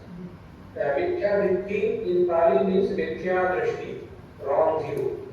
So ignorance is not just absence of knowledge, but it is supposed to be wrong view. So alajjitaye lajjanti, lajjitaye kalajjare, mithya samadhana, satta gachanti buddhatim. This is one of the verses in Relevance, and another verse. There are three verses which are similar. Only the first line changes. So abhaye bhayadassino, bhaye ja abhayadassino, mithya samadhana, satta gachanti buddhatim. Then avajje vajjamatino, vajje ja vajjadassino, mithya samadhana. So what it means here is that those who are ashamed of what they should not be ashamed of, and they are not ashamed of what they should be ashamed of. So this happens because of wrong views. Similarly, those who see something to fear, there is nothing to fear. And see nothing to fear where there is something to fear. So this again happens because of the wrong view. And lastly, those who imagine evil when there is none and do not see evil where there is none. So the idea is that this avidya, this misconception or wrong view is about not just what is there and what is not there. It is not a metaphysical idea of wrong view, but what is good, what is desirable, and what is not desirable. There is a confusion about that, or there is a misconception about that, and therefore what one should get rid of, one is not getting rid of that, and one should not get rid of that, one is getting rid of that. So all these things happen because of wrong views. Then other conceptions connected to false views are in Dhammapada we find that there is a notion of Bala. There is a section called Bala, where Bala means, literal meaning is Bala means a child. But here, the word Bala is used in the sense of one who is ignorant, one who does not understand what one should do and what one should not do, what is right and what is wrong. And another related idea is Kumar. Kumar means heedlessness. So, unalertness. So, because one does not understand what is right and what is wrong, one feels to be alert about things, and therefore there is heedlessness in him. So, these ideas of Bal and Pramad or Pramad, I mean, Pramad is a Pali word, it's Pramad, committing errors because of absence of vigilance. So, who is under the spell of ignorance and wrong view is called Bala. One who is Bala does not understand what is right and wrong. So, there are verses about Bala and there are verses about Pramad. So, let us see some such verses. Uttamatti, Dhanamatti, iti balo vihayati, attahiyatano natti, tutu uttam. The fool worries. Now here, one of the translators of Dhammapada has translated Bala as fool. So the fool worries thinking, I have sons, I have wealth, but actually what is the case? Indeed, when he himself is not his own. So this, one should be free from aham, mama, but one is attached to these ideas of aham and mama, of ignorance, and so the Buddha says, when he himself is not his own, when such sons, when wealth, then the fool who knows, yo balo mayati balyo, pandito vapite raso, balo cha panditamani, same balo ti. So the fool who knows his foolishness, he is wise at least to that extent. But a fool who thinks himself wise, he is not wise, but he thinks that he is wise, he is fooling him. Charandi bala umedha avitte deva tara karonta papadam brahmam yam pratikristapta. So fools of little bit are enemies unto themselves. So fool, a bala becomes enemy of one's himself. They move about doing evil deeds, the fruits of which are bitter. Then Madhuva Mayati Bhavo Yavaka Pavla Pachati Yadaja Pachati Bhavo Bhavo. So how this bal and foolishness or ignorance leads to suffering. So long as an evil deed has not ripened, the fool thinks it sweet as honey, but the evil deed ripens, the fool comes to grief. So this is about Bala as one of the notions indicating ignorance. Another notion indicating ignorance is Pramada. So there are verses about Pramada. Pramada is Pramada, and so actually the section is called Apramada Vagga. That section is about heedfulness and not heedlessness, but there heedlessness is Pramada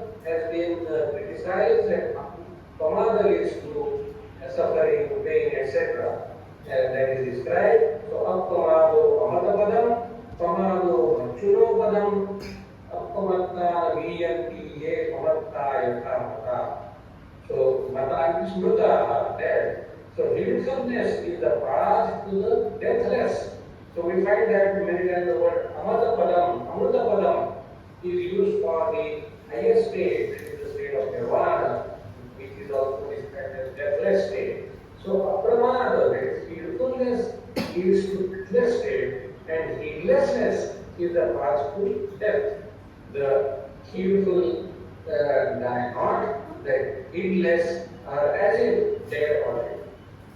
Then Kamala Madhyan the Bala, the May Dimojana, Apamadan, Medhavi, Dhanam, Setam Rakshan. The foolish and ignorant indulge in heedlessness, but the wise one keeps his heedfulness as his best pleasure. So this is about ignorance as the cause of suffering, which assumes the form of lack of moral and practical wisdom or heedlessness. The other cause of suffering is craving, that is tanha. Of course, the two are interrelated, as the lack of wisdom is opposed to craving. In Dhammapada, there is a separate section on craving, tanha or the, krishna or the. The section also shows how heedlessness and craving are connected. So there is a verse in Dhammapada, Manujassa Pahatta Charino Tanha Vardhati Madhu Vaviya So Kalavati Hura Huram Kalamiva Kalamichantya Padasvi Vanar.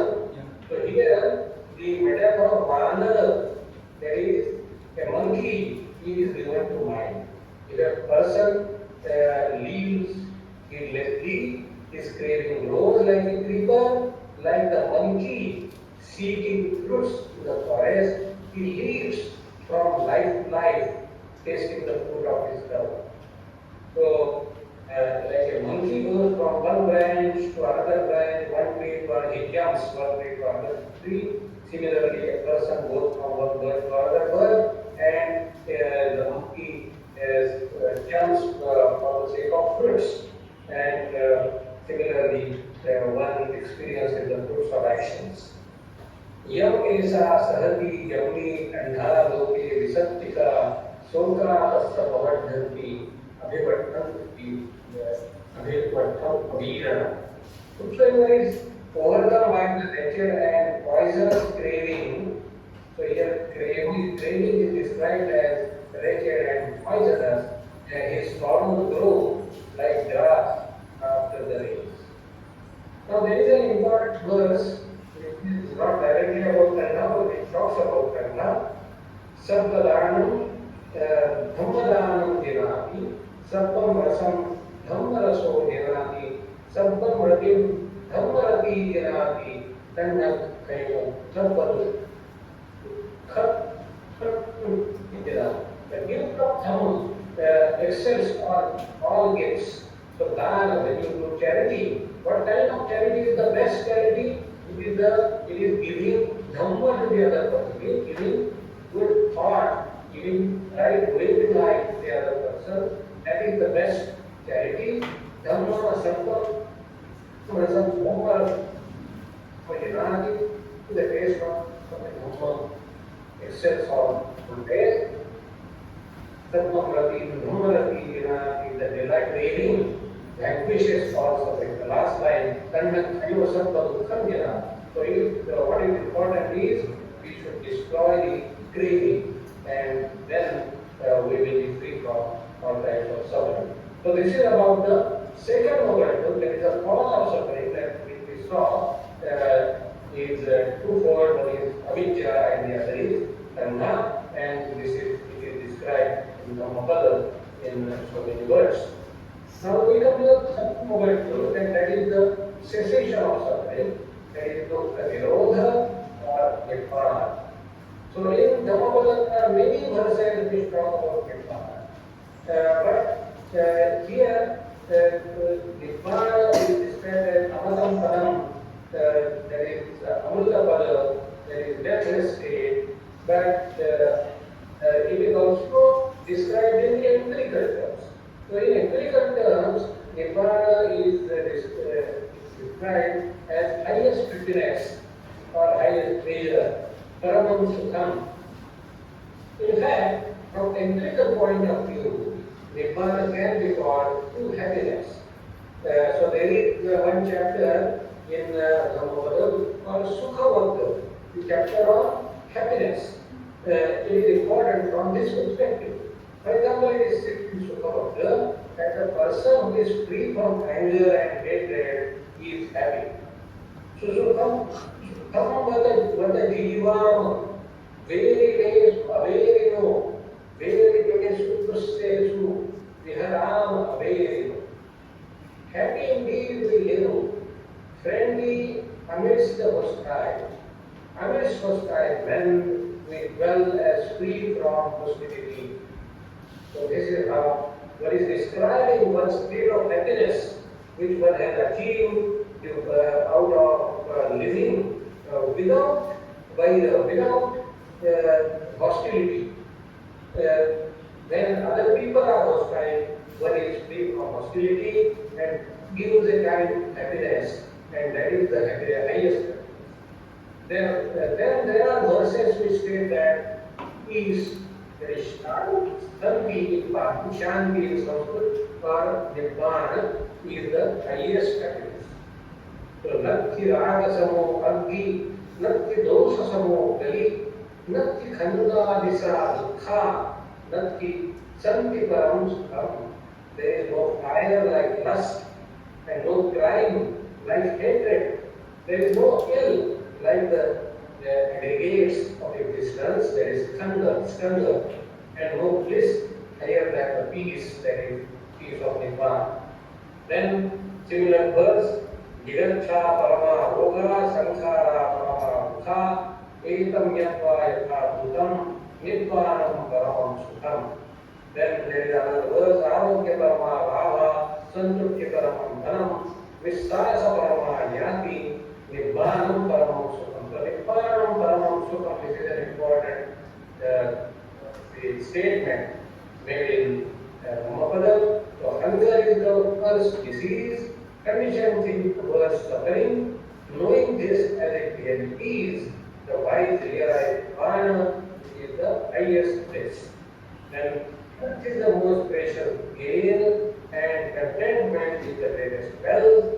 A trustworthy person is the best kinsman, and Nibbana is the highest place. So Nibbana is the highest place, the statement made Dhammapada. So this is about Nibbana. That is the third noble. Now we come to the fourth noble, that is path leading to cessation of suffering. The Nirodha-Gamini path. The fourth noble there is a separate section in the Dhammapada, a separate chapter in the Dhammapada, which is called Madhya. That is the section on Madhya Marga. Madhya means Marga. It starts with the mention of Eightfold Path. So it is well known that the path which is stated is Eightfold Path.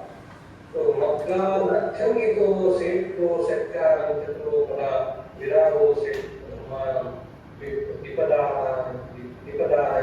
Kumar. So of all the paths, the Eightfold Path is the best. That is the statement made here. Then of all the truths, the Four Noble Truths are the best. Of all things, passionlessness, viraga is the best. Then of men, the seeing one, that is the Buddha, is the best. Kumar means one who sees the thing rightly, and this is the description of the Buddha. Chakshuma means one who has proper chakshu, proper eyes, proper vision. Then among this Tangiko Maggo, there is Eightfold Path, it is said, Esdeva Maggo Nathanyo Dasaras Vishuddhya Etangi Tumne Patipajyasa Marasetam Pamohanam. This is the only path. There is none other for the purification of inside. Tread this path and you will build your heart. The Etangi Tumne Patipanna Dukhasantam Kaisat Akhato Mayamako Nyaya Sallakantanam. So walking upon this path, you will make an end of suffering, having discovered how to pull out the thorn of lust and make known the path. So Buddha said that I am giving you the path, and this is an important statement in the Dhammapada that Buddha said that I don't give you the liberation, I only give you the path, but you have to make efforts to travel on that path and ultimately attain the liberation. I am not someone who will give you as something like blessing the liberation. Tumhe icchavadapam arthadaro tatharaka patipanna pamokhanti jhayivo maravandana. You yourselves must strive. The Buddha only point the way. Those meditative ones who tread the path are released from the bonds of Maya. This important statement occurs in the Madras. The Buddha only gives path. You have to make efforts accordingly. What is only written, the Buddha is Margadata and not Mokshadata. Just as there are statements about Eightfold Path or the path in general in Dhammapada, there are also statements about specific limbs or pillars of the path. We know that the 8 limbs of the path are Samma Ditti, Samma Sankappo, Samma Vaca, Samma Kammanto, Samma Ajivo, Samma Vayamo, Samma Sati, and Samma Samadhi. That is the right view, then right resolve, then the right thought, then Samma Vaca, right speech, Samma Kammanto, that is the right actions, Samma Ajivo, right livelihood, Samma Vayamo, right efforts, Samma Sati, right mindfulness, and Samma Samadhi, right meditative concentration. So we find separate mention of the limbs of the path. Almost all the limbs are found mentioned in the Dhammapada except Samma Vayamo. I didn't find, maybe it is there, although not stated directly, it must be implied. Now, Samma Ditti in Nilayabhuddha, Samma Ditti is explained along with Michya. We have seen some verses about Michya, very Mithya Drishti, wrong view, which is on par with Avidya. And Samma Ditti, there is Samya Drishti, that is exactly opposite of that. Now, what is the nature of Samma Ditti, Samya Drishti? Vajjancha Vajjato Gatva, Vajjancha Avajjato, Samma Ditti Samadhana, Satta Gachanti Suktatim. Those who observe the wrong as wrong and the right as right, according to the right views, they go to the realms of bliss. So this is important when you are talking about avidya, when you are talking about vidya. In both the cases, it is not the so-called metaphysical knowledge or metaphysical ignorance, but it is moral, practical knowledge, moral, practical ignorance. What you should do or how you should behave for your own moral upbringing, for your own moral development, and spirituality is also understood in terms of moral perfection and not in terms of so-called metaphysical insight. So those who discern the wrong as wrong and the right as right, according to right views, they go to the realms of bliss. So the term Panya, Adya, has the same connotation as Samadhi or Satyadrishti. In Dhammapada, Panya assumes the same meaning as realization of the 3 characteristics of things. That is the 3 lakshanas, as we have seen, that when one realizes that all the phenomena are anitya, that is impermanent, dukkha, that is unsatisfactory, and anatta, that is selfless, then when one sees means, one sees panya, one sees through prajna, that is, there is prajna in concept. So, sabbe sankara anicchati yada panyaya passati athani vindati dukkhi samudho sudhya. So, in these verses, the notion of panyaya means having developed the insight, having developed the wisdom, and is the idea of panyaya. Now, so this is about samadhi.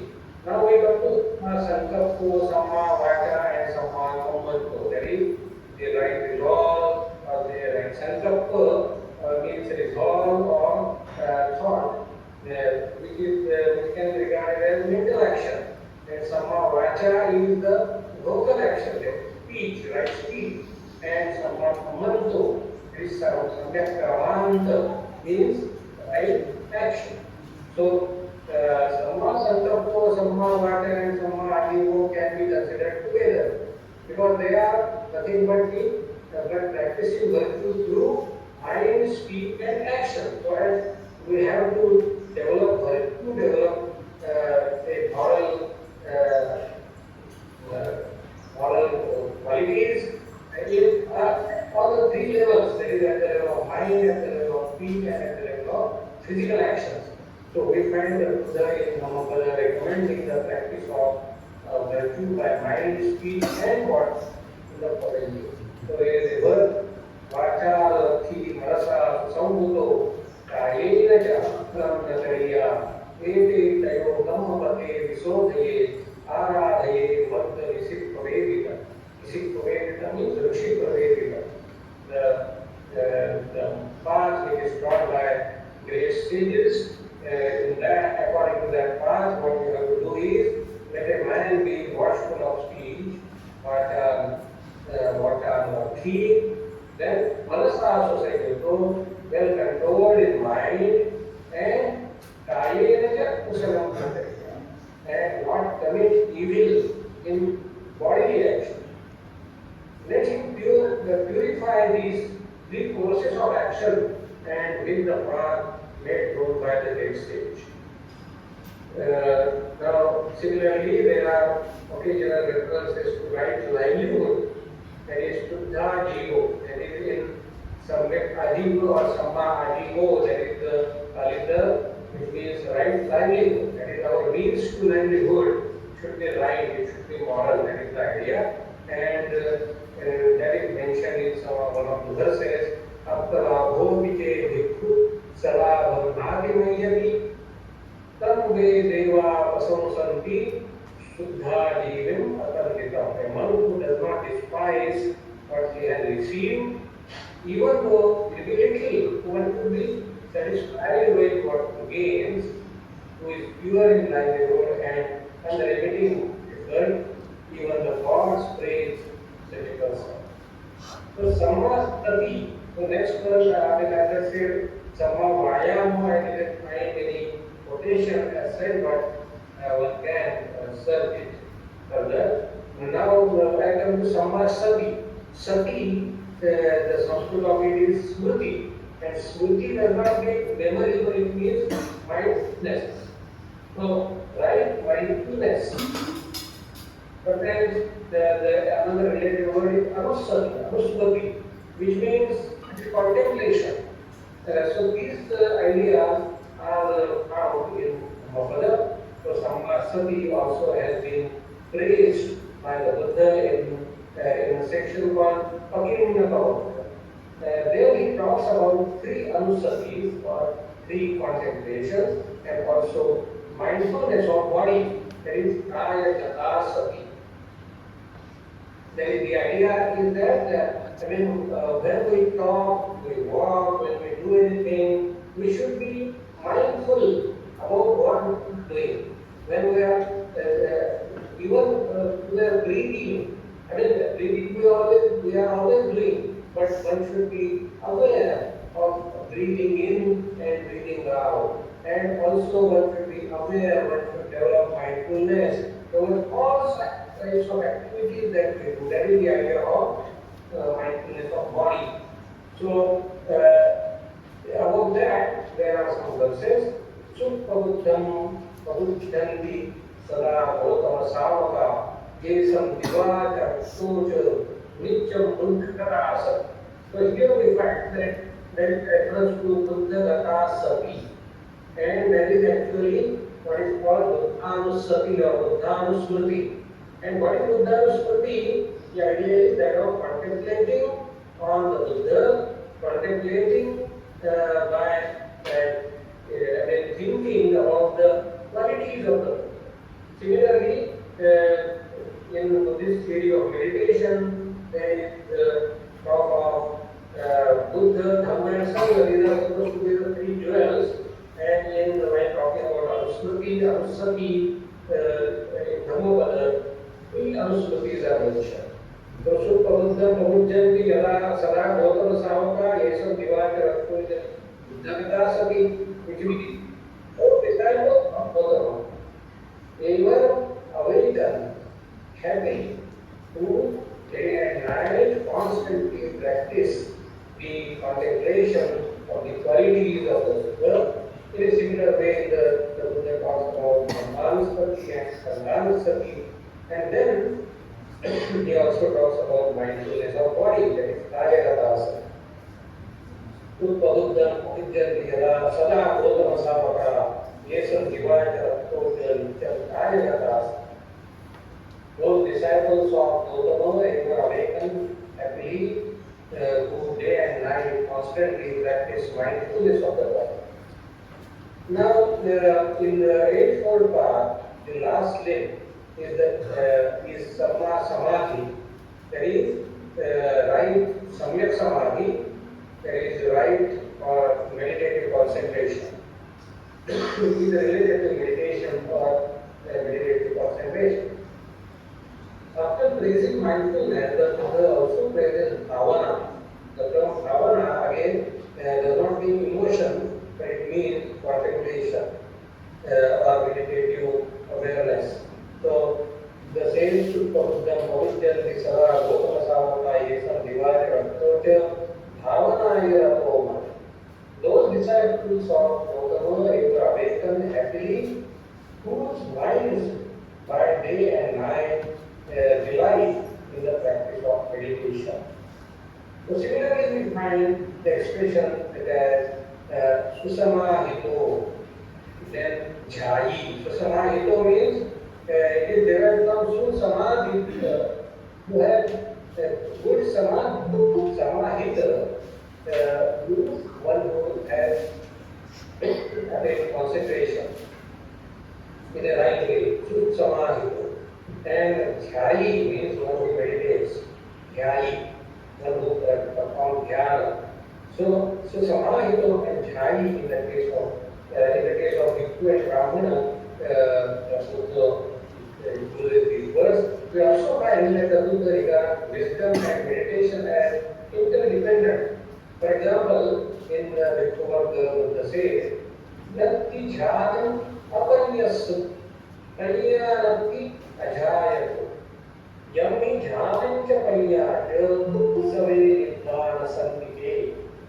So there is no meditative concentration for him who lacks insight, and no insight for him who lacks meditative concentration. That is, Dhyana or Samadhi and Anya or Dhya, they are interrelated, always go together. And he in whom are found both meditative concentration and insight, indeed, is close to Nibbana. That is the statement. Now, we come to another term related to Buddha, and that is Isikha. That is, Diksha in Sanskrit, threefold training. The Eightfold Path is also consolidated as Isikha or Trishiksha, that is threefold training. Training the conduct, that is Adhishilam Shiksha. This threefold training is classified as training the conduct, training the mind, and training of understanding or insight. That is Adhishilam Sikha, Adhishittam Sikha, and Adhipaya Sikha. So Adhipramya Shiksha. So in nutshell, they are called Shila, Samadhi, and Prajna. The 8 limbs of the Buddha's path are right understanding, right thoughts, right speech, right actions, right livelihood, efforts, mindfulness, and concentration. Out of them, the first 2 limbs can be subsumed under training of understanding or insight, that is panya. The next 3, that is the right speech, right action, right livelihood, they can be subsumed under Shila, that is Adhishilam Sikha, and the last 3, that is Samma Vayamo, that is the right efforts, then right mindfulness, that is Samma Sati, and the right concentration, that is Samma Samadhi, they can be subsumed under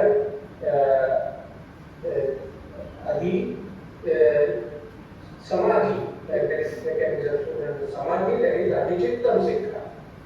And for this, in Dhammapada, there is an important verse. Sappapapas akaram usarasappasampada sachitta pariyodapanam ekam buddha sasanam. To avoid all evil, to cultivate good, and to cleanse one's mind.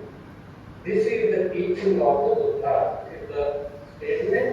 Here, avoidance of evil is identified with Shila, cultivation of good is identified with Samadhi, and cleansing of mind is identified with Panya or Prajna. So, this is about the Four Noble Truths, that is, we consider the nature of dukkha as it is described in Dhammapada, then the nature of the cause of dukkha as it is described in Dhammapada, then the cessation of dukkha, and lastly, the path leading to the cessation. So, in this way, we discuss the Four Noble Truths as they are discussed in Dhammapada. Now,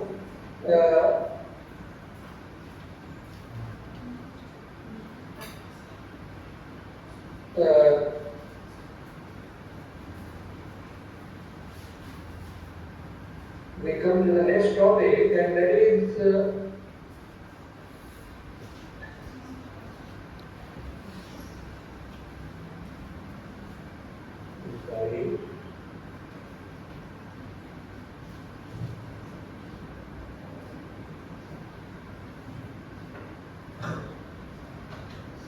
some of the important features, some special features of Buddhism which are expressed in Dhammapada. That is the next part of my talk.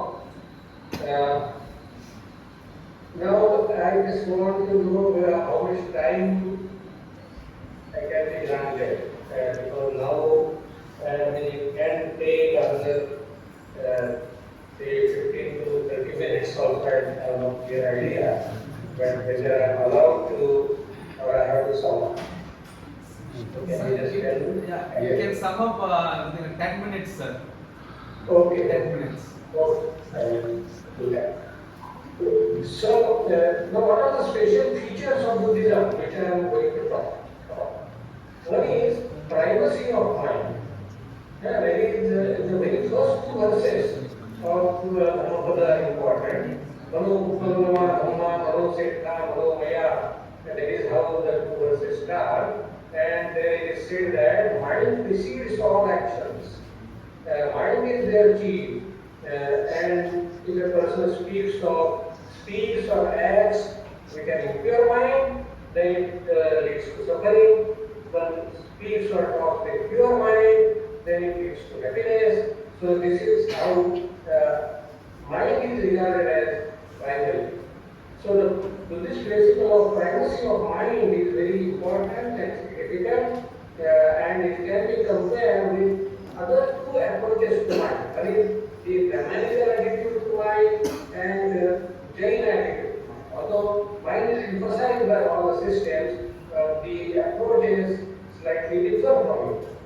So for example, when it is a question of right action and wrong action, the grammatical answer is that it is determined by the Vedic Dhamma Shastra. For example, the Gita says, Dhamma Shastra Pramanati Karya Karya Vyavasitau. So while determining proper action, our personal desires and intentions are important, and Dhamma Shastra becomes important, and the role of mind, that is developing detachment, etc., comes at the next stage. We are talking about the fruits of action. Then the other extreme is Jainism, which insists on ahimsa in all walks of life. And if even unintentional ahimsa or any kind of living being, the subtlest or invisible living being, is evil according to Jainism.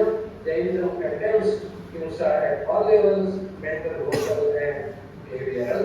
As against both these perspectives, Buddhism attaches importance to the role of intention involved in action in determining the rightness or wrongness of action.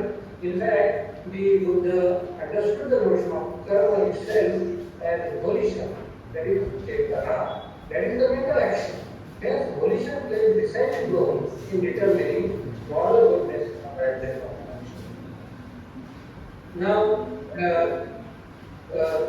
in relation to this, we also can consider two other sections, that is Chitta-Vagga and Artha-Vagga. There are two separate Vaggas which are related to mind, the importance of mind. So here we have to consider Artha-Vagga. Artha-Vagga literally means Atma-Vagga. But here we have to understand that the word Atta or Atman does not refer to the substantial soul or self as accepted by other systems of Indian philosophy. Here the word Atta means oneself. It is the pronoun and not a noun. So consider the following words: Atta hiyattam ratho, mohinatho bhavasya, attana yudantena, natu navati dulkama. One truly is the owner of one. So here Atta means just oneself. Who else could be the who else could the owner be? Which oneself be controlled, one gains the mastery, that is the art, that is art to gain. So in Artha-Vagga there is emphasis on controlling oneself, being the master of oneself. And in Chitta-Vagga also there is emphasis on controlling the mind. And so Artha-Vagga and Chitta-Vagga, both of them can say both together. Now I come to the next important feature of Dhammapada thought, and that is justification of universal morality. According to Buddhism, there are three roots of immoral behavior, which are called Pannerselvam, that is greed, anger, and delusion.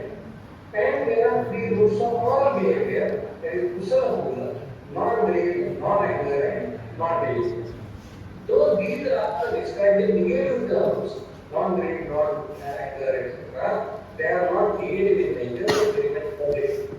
They include loving kindness, compassion, and vigilant awareness. According to Buddhism, these basic moral attitudes should be addressed to all. They should be universal attitudes to this time. Here a question can arise: on what basis these attitudes can be universal? So, for example, loving kindness is to be addressed even to hostile beings. The Buddha in Dhammapada states the basis of universal morality. In fact, he states two principles which provide the basis of universal morality. One is empathy and the other is positivity. So empathy, which can be, in Sanskrit it is called Atma-Upamya. So in Dhammapada, the Buddha says that one should make oneself as the analogy for the other and not harm others. So in Dhammapada, he says, Sabbe tasanti dandasya, sabbe bhayanti manchuno, tattaram upamam kattvana haneyana sataki.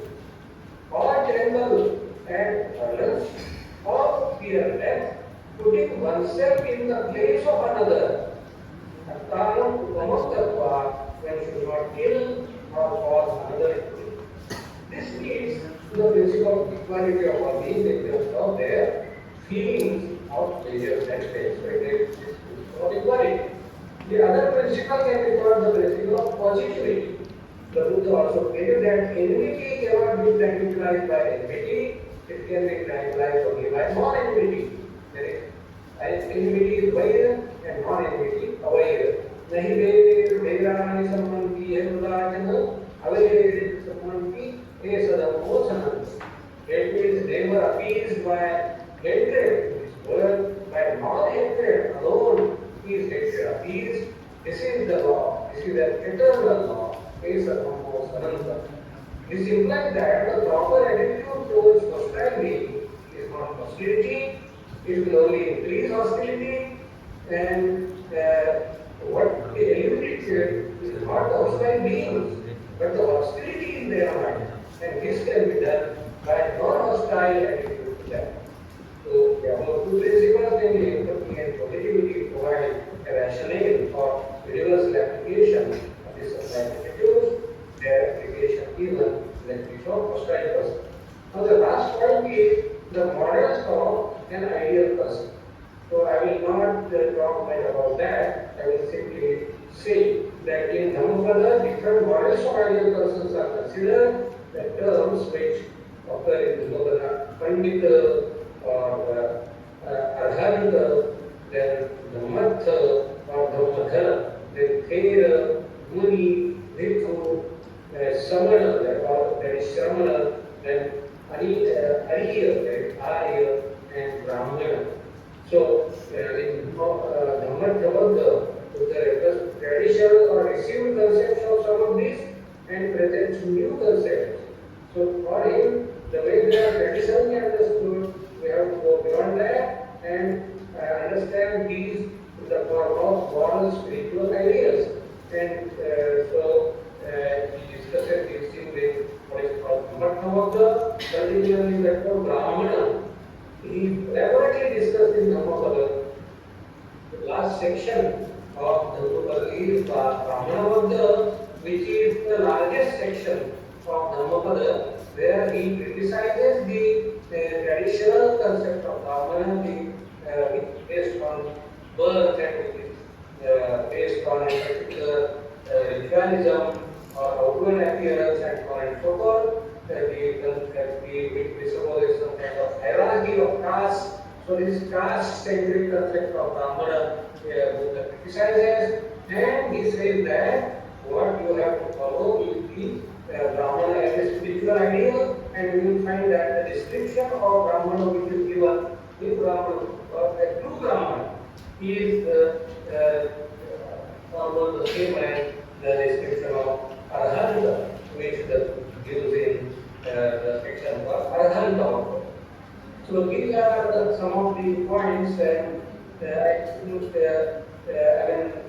thank the organizers particularly because they so to say stimulated me to look at Dhammapada in a more philosophical way. Otherwise, I was looking at it more as a piece of literature. Although philosophical thoughts are there, but they are just scattered, and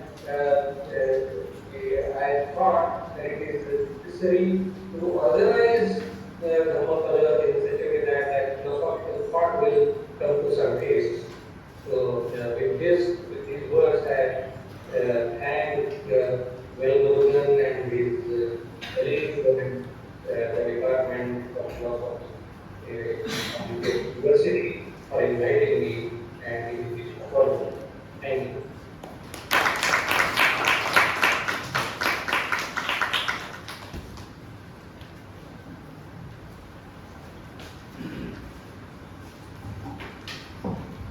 Thank you so much, sir, for insightful lecture.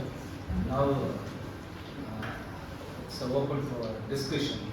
Guys, you may raise your doubts and queries to the resource person. Guys, sir, it's open for discussion. Guys, you can rise.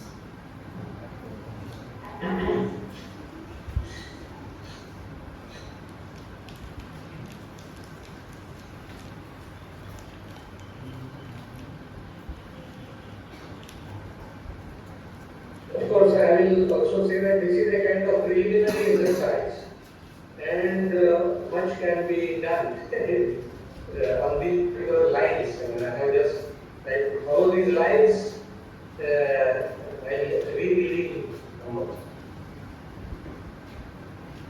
So your suggestions can be of use to me in further developing this particular perspective. Yes, sir. You have divided two parts. It's very interesting to know about these two parts of the lecture. So, as we discussed first, the Four Noble Truths, the way it's interpreting many big things we have discussed now, we came to know the Four Noble Truths in detail. And also, you are differentiating that Buddha, how it is. I'm sorry, I couldn't hear. A little bit louder. Yes,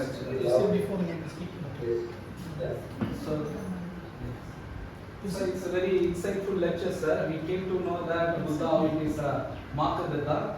It is a Markadatta, not a Mokshadatta. And also you have highlighted that Nitya Drishti as a Avidya. And also mindfulness, you have given that the new direction, that is breathing in and out body. And also how you are saying, you connected that wisdom and meditation as the same. And also more interesting that the second part is more interesting because of time constraints. We limited time. So by your second part of the lecture, you have connected that it's like the social aspect of how Dhammapada could be understand, the hierarchical thing, the bulk-based thing, stereotype. So which we wanted to listen more, but because of time constraint, we couldn't do that. Sir, there is a question from I think the group. Just wait. Sir, you can check it from chat box. Sir. Yeah. Two questions, sir. Yes.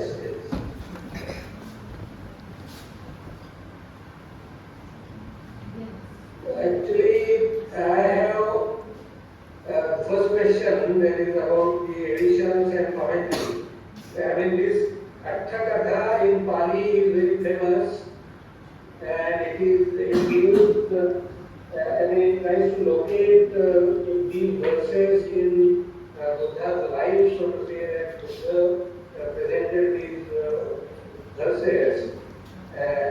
Buddha himself stated these verses, or gave answers or message to his disciples on specific occasions. So those occasions are mentioned. However, they are historical, that is a problem because there is a big time gap.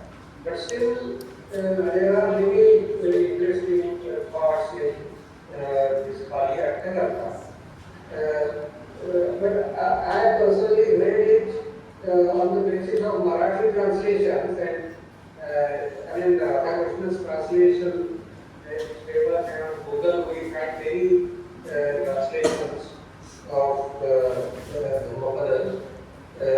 So I have used one of them,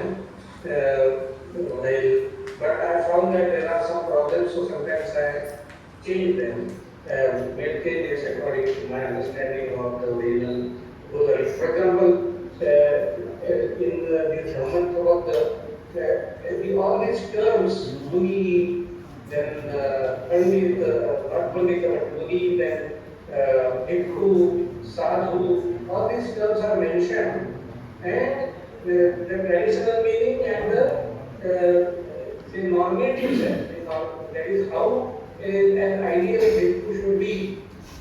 So these, there while translating, you have to keep the same word. You cannot translate it. But we find in translation there is an attempt to translate all these words out. These are technical terms, and sometimes the etymology becomes important. For example, Ariya from traditional point of view, he says that Ariya can commit himself. So Ariya means maybe the author has this particular etymology in his mind. Arimyati, iti Ariya. And the word Ariya is a Pali word.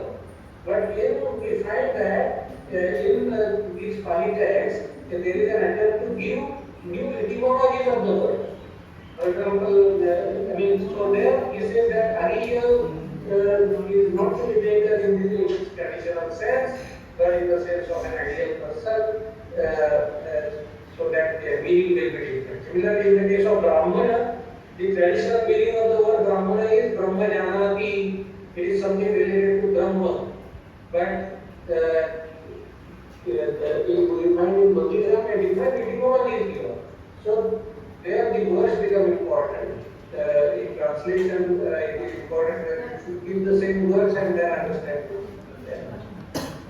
And the second question, so if the mind is the governor of our action and intention matters about actual actions, would an ill-intended intention act nevertheless leads to good outcomes be inherently immoral?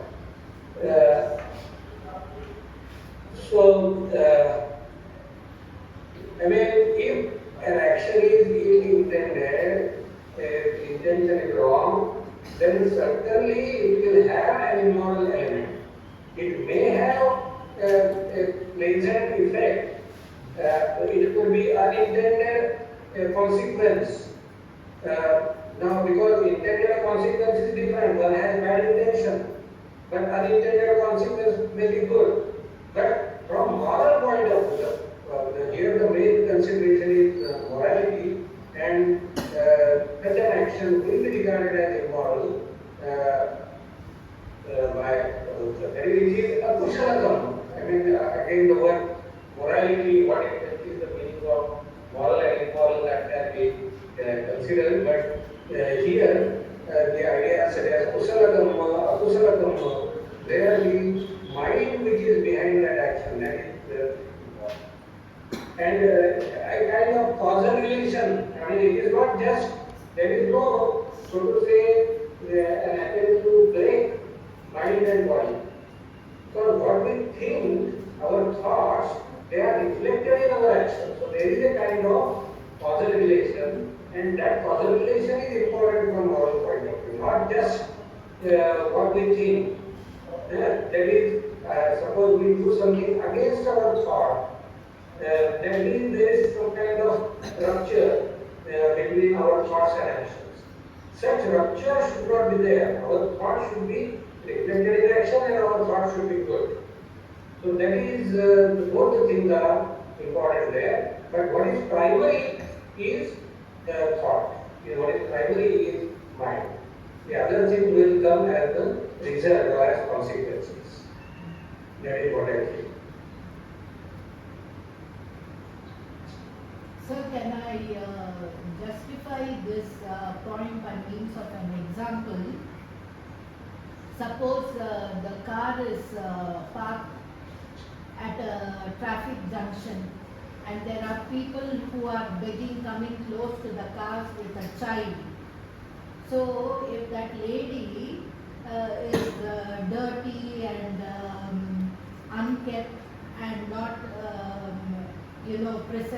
presentable, and if there is a person who is sophisticated and arrogant sitting in a car, and if this beggar woman, she touches that person and asks for alms, that person may take a 5 or 10 rupee coin and fling at the lady, not because she intends to help the person, but wants to get rid of that woman or that beggar.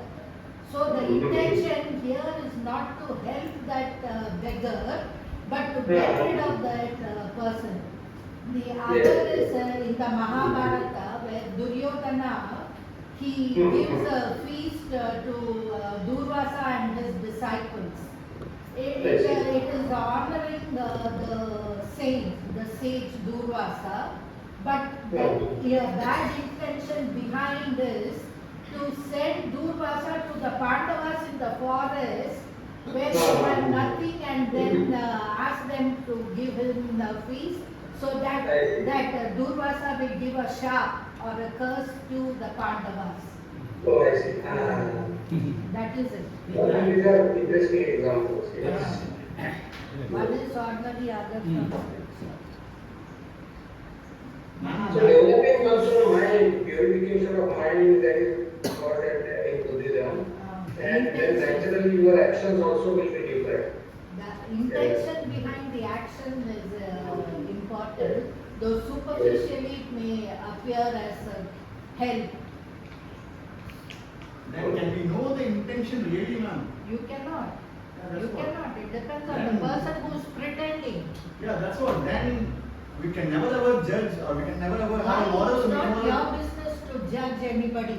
No. First, that is wrong. That is spiritual arrogance. Okay, then. You should not do it, but you have no business to judge another. Then how come we say that is moral and immoral if we can't judge an intention? Why is it is none of your business to judge. By doing that you are doing path. None of your business to judge another person as unrighteous or righteous or spiritually oriented. It is in what way is it going to help you or the other person? Are you going to change or is that person going to change? It's like straightening a dog's tail. Sorry, I didn't get the point. No.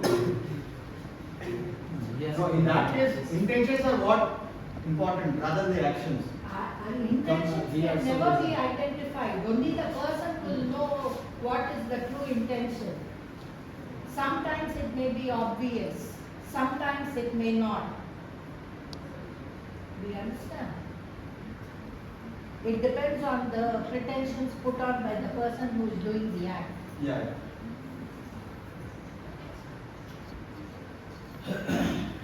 Those who can identify will identify, but to the others it may appear as good intention.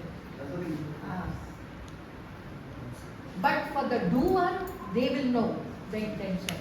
The person who does it will know the No, see, intention. I am implicating that to, for example, all the ethical laws. Not even that. Even a Come good and you act, also turning to listen. even a It's not good getting act discussed. may be, That's it. even a, Oh, even he's a not good getting- act may be misinterpreted by people.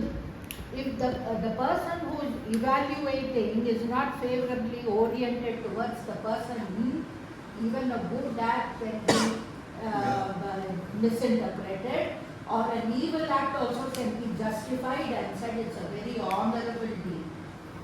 It can be glorified. Yeah, that's what. But the intention is known to the person well who's doing it, but it can be only inferred by the others, and such evaluation is of no use, and whatever it is, it depends on the person who is evaluating. If they want to be generous to the person who is doing a bad act, they will glorify it. But if they want to dishonor that person, even a good intentioned act will be misinterpreted or underrated. So, okay, then we can come back to saying that intention is primacy. Intention is primacy. Yes, The yes, phenomenon of yes. intention. Judging, when it comes to judging morality of the Morality, action, yeah. the papa, the punya of the karma depends on the intention. The doctor does a surgery to save the person. But if the person gives a poison sweet, that it appears good, but the outcome intention is bad, to kill the person. That Lakshagraha, for example, in the Mahabharata, that palace of lac, made of combustible material, it gets burned. It was for killing those fellows there, burning them alive. Guys, any more questions? Sir, thank you so much, sir. Thank you. So next time we will be inviting you offline also. Hey, yeah, we Go know. and see. Yes, I'll be happy. Thank you so much, sir. Now the question actually, the same thing which you mentioned. So, with an act of great destruction, sort of power. Sir, there is one more question, sir. What is Dhamma? Sir, can you say it in sentence? See, it So, when an act of great destruction, like the slaughter of the Kauravas, is justified by the intention of upholding Dharma. It is like the judge passing a capital punishment. The judge cannot be sued for murder. No, I mean, that is, you cannot just judge an act on its surface value. There may be deeper reasons, there may be deeper causes, and the point is that the idea, basic idea in Buddhism, so suppose Buddha were there in that particular spot, how he would have acted. You can imagine it as a kind of thought experiment. And the point is that to destroy the ill will in the mind of the other and to destroy the person who has ill will. Very important distinction that the Buddha is making, that viral and aviral and vairi, that is, you are not supposed to be vairi, but you have to try to destroy the viral in the mind of the other person. That is the main message of the Buddha. Now, in particular tradition, suppose we have also this notion of apadharma, that is for saving oneself, protecting oneself, one has to sometimes harm another person as a kind of apadharma. But that apadharma cannot be nitya dharma or naimittika dharma and so on and so on. Apadharma is apadharma. That is only an exception. So exceptionally, when we are forced to commit some himsa, that should not become a rule. That is I think. I mean, that is what I think about the matter. Because in Buddhism, we don't have this type of distinction between nitya naimittika and something like apadharma. The notion of apadharma is there in Brahmanical tradition. But sometimes we find that apadharma itself is followed as if it is every type of dharma. It is just an naimittika dharma. But so himsa can never be either dharma or naimittika dharma, or even a kind of kamya dharma. So that is the main issue. And here also, sir, when a crime is committed, it is whether it is accidental or whether it is intention, a deliberated crime. That is why in punishment we have different crimes, preventive and punitive, remedial, different degrees of punishment depending upon the intensity and the nature of the crime and the person committing the crime. So these punishments also change from country to country. For example, rape, immediately the argument, discussion, the person is beheaded in the Middle East. But here it takes a long time for the punishment to be given. It may be life, after some time they may be let out. So it depends on the code of law, the procedures, the society, nature of the crime, the person passing the judgment. If the judge is purchased, they can even say no evidence and let off the person. So many angles are there for identifying the crime, the cause and the punishment for the crime. Many issues are involved.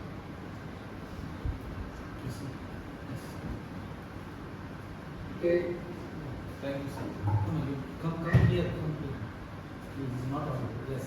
Greetings to everyone. As we come to the close of this seminar, let us first acknowledge the support of the Vice Chancellor, Dr. K. Taranikasu, Registrar, Dr. Rajneesh Bhutani, Dean of Humanities and Director of Culture and Cultural Relations, Dr. Clement Luth, whose support for this seminar was like the Campus Connect Wi-Fi, mostly invisible but incredibly powerful. We also would like to extend our gratitude to Dr. T. Marks, the head of the English department, for his presence. We thank the Indian Council for Philosophical Research for sponsoring this successful event. we are very much obliged to the resource persons.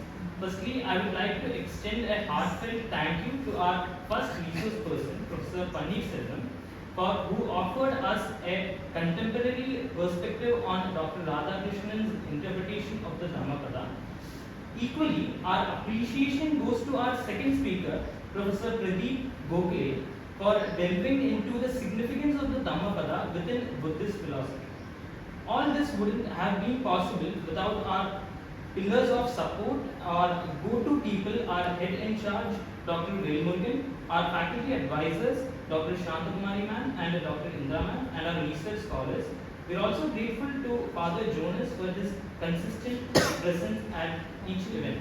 And we would like to thank everyone present here who took their own time and came here. Thank you. Thank you. Take your leave. Yes, sir. Thank you. Thank you, sir.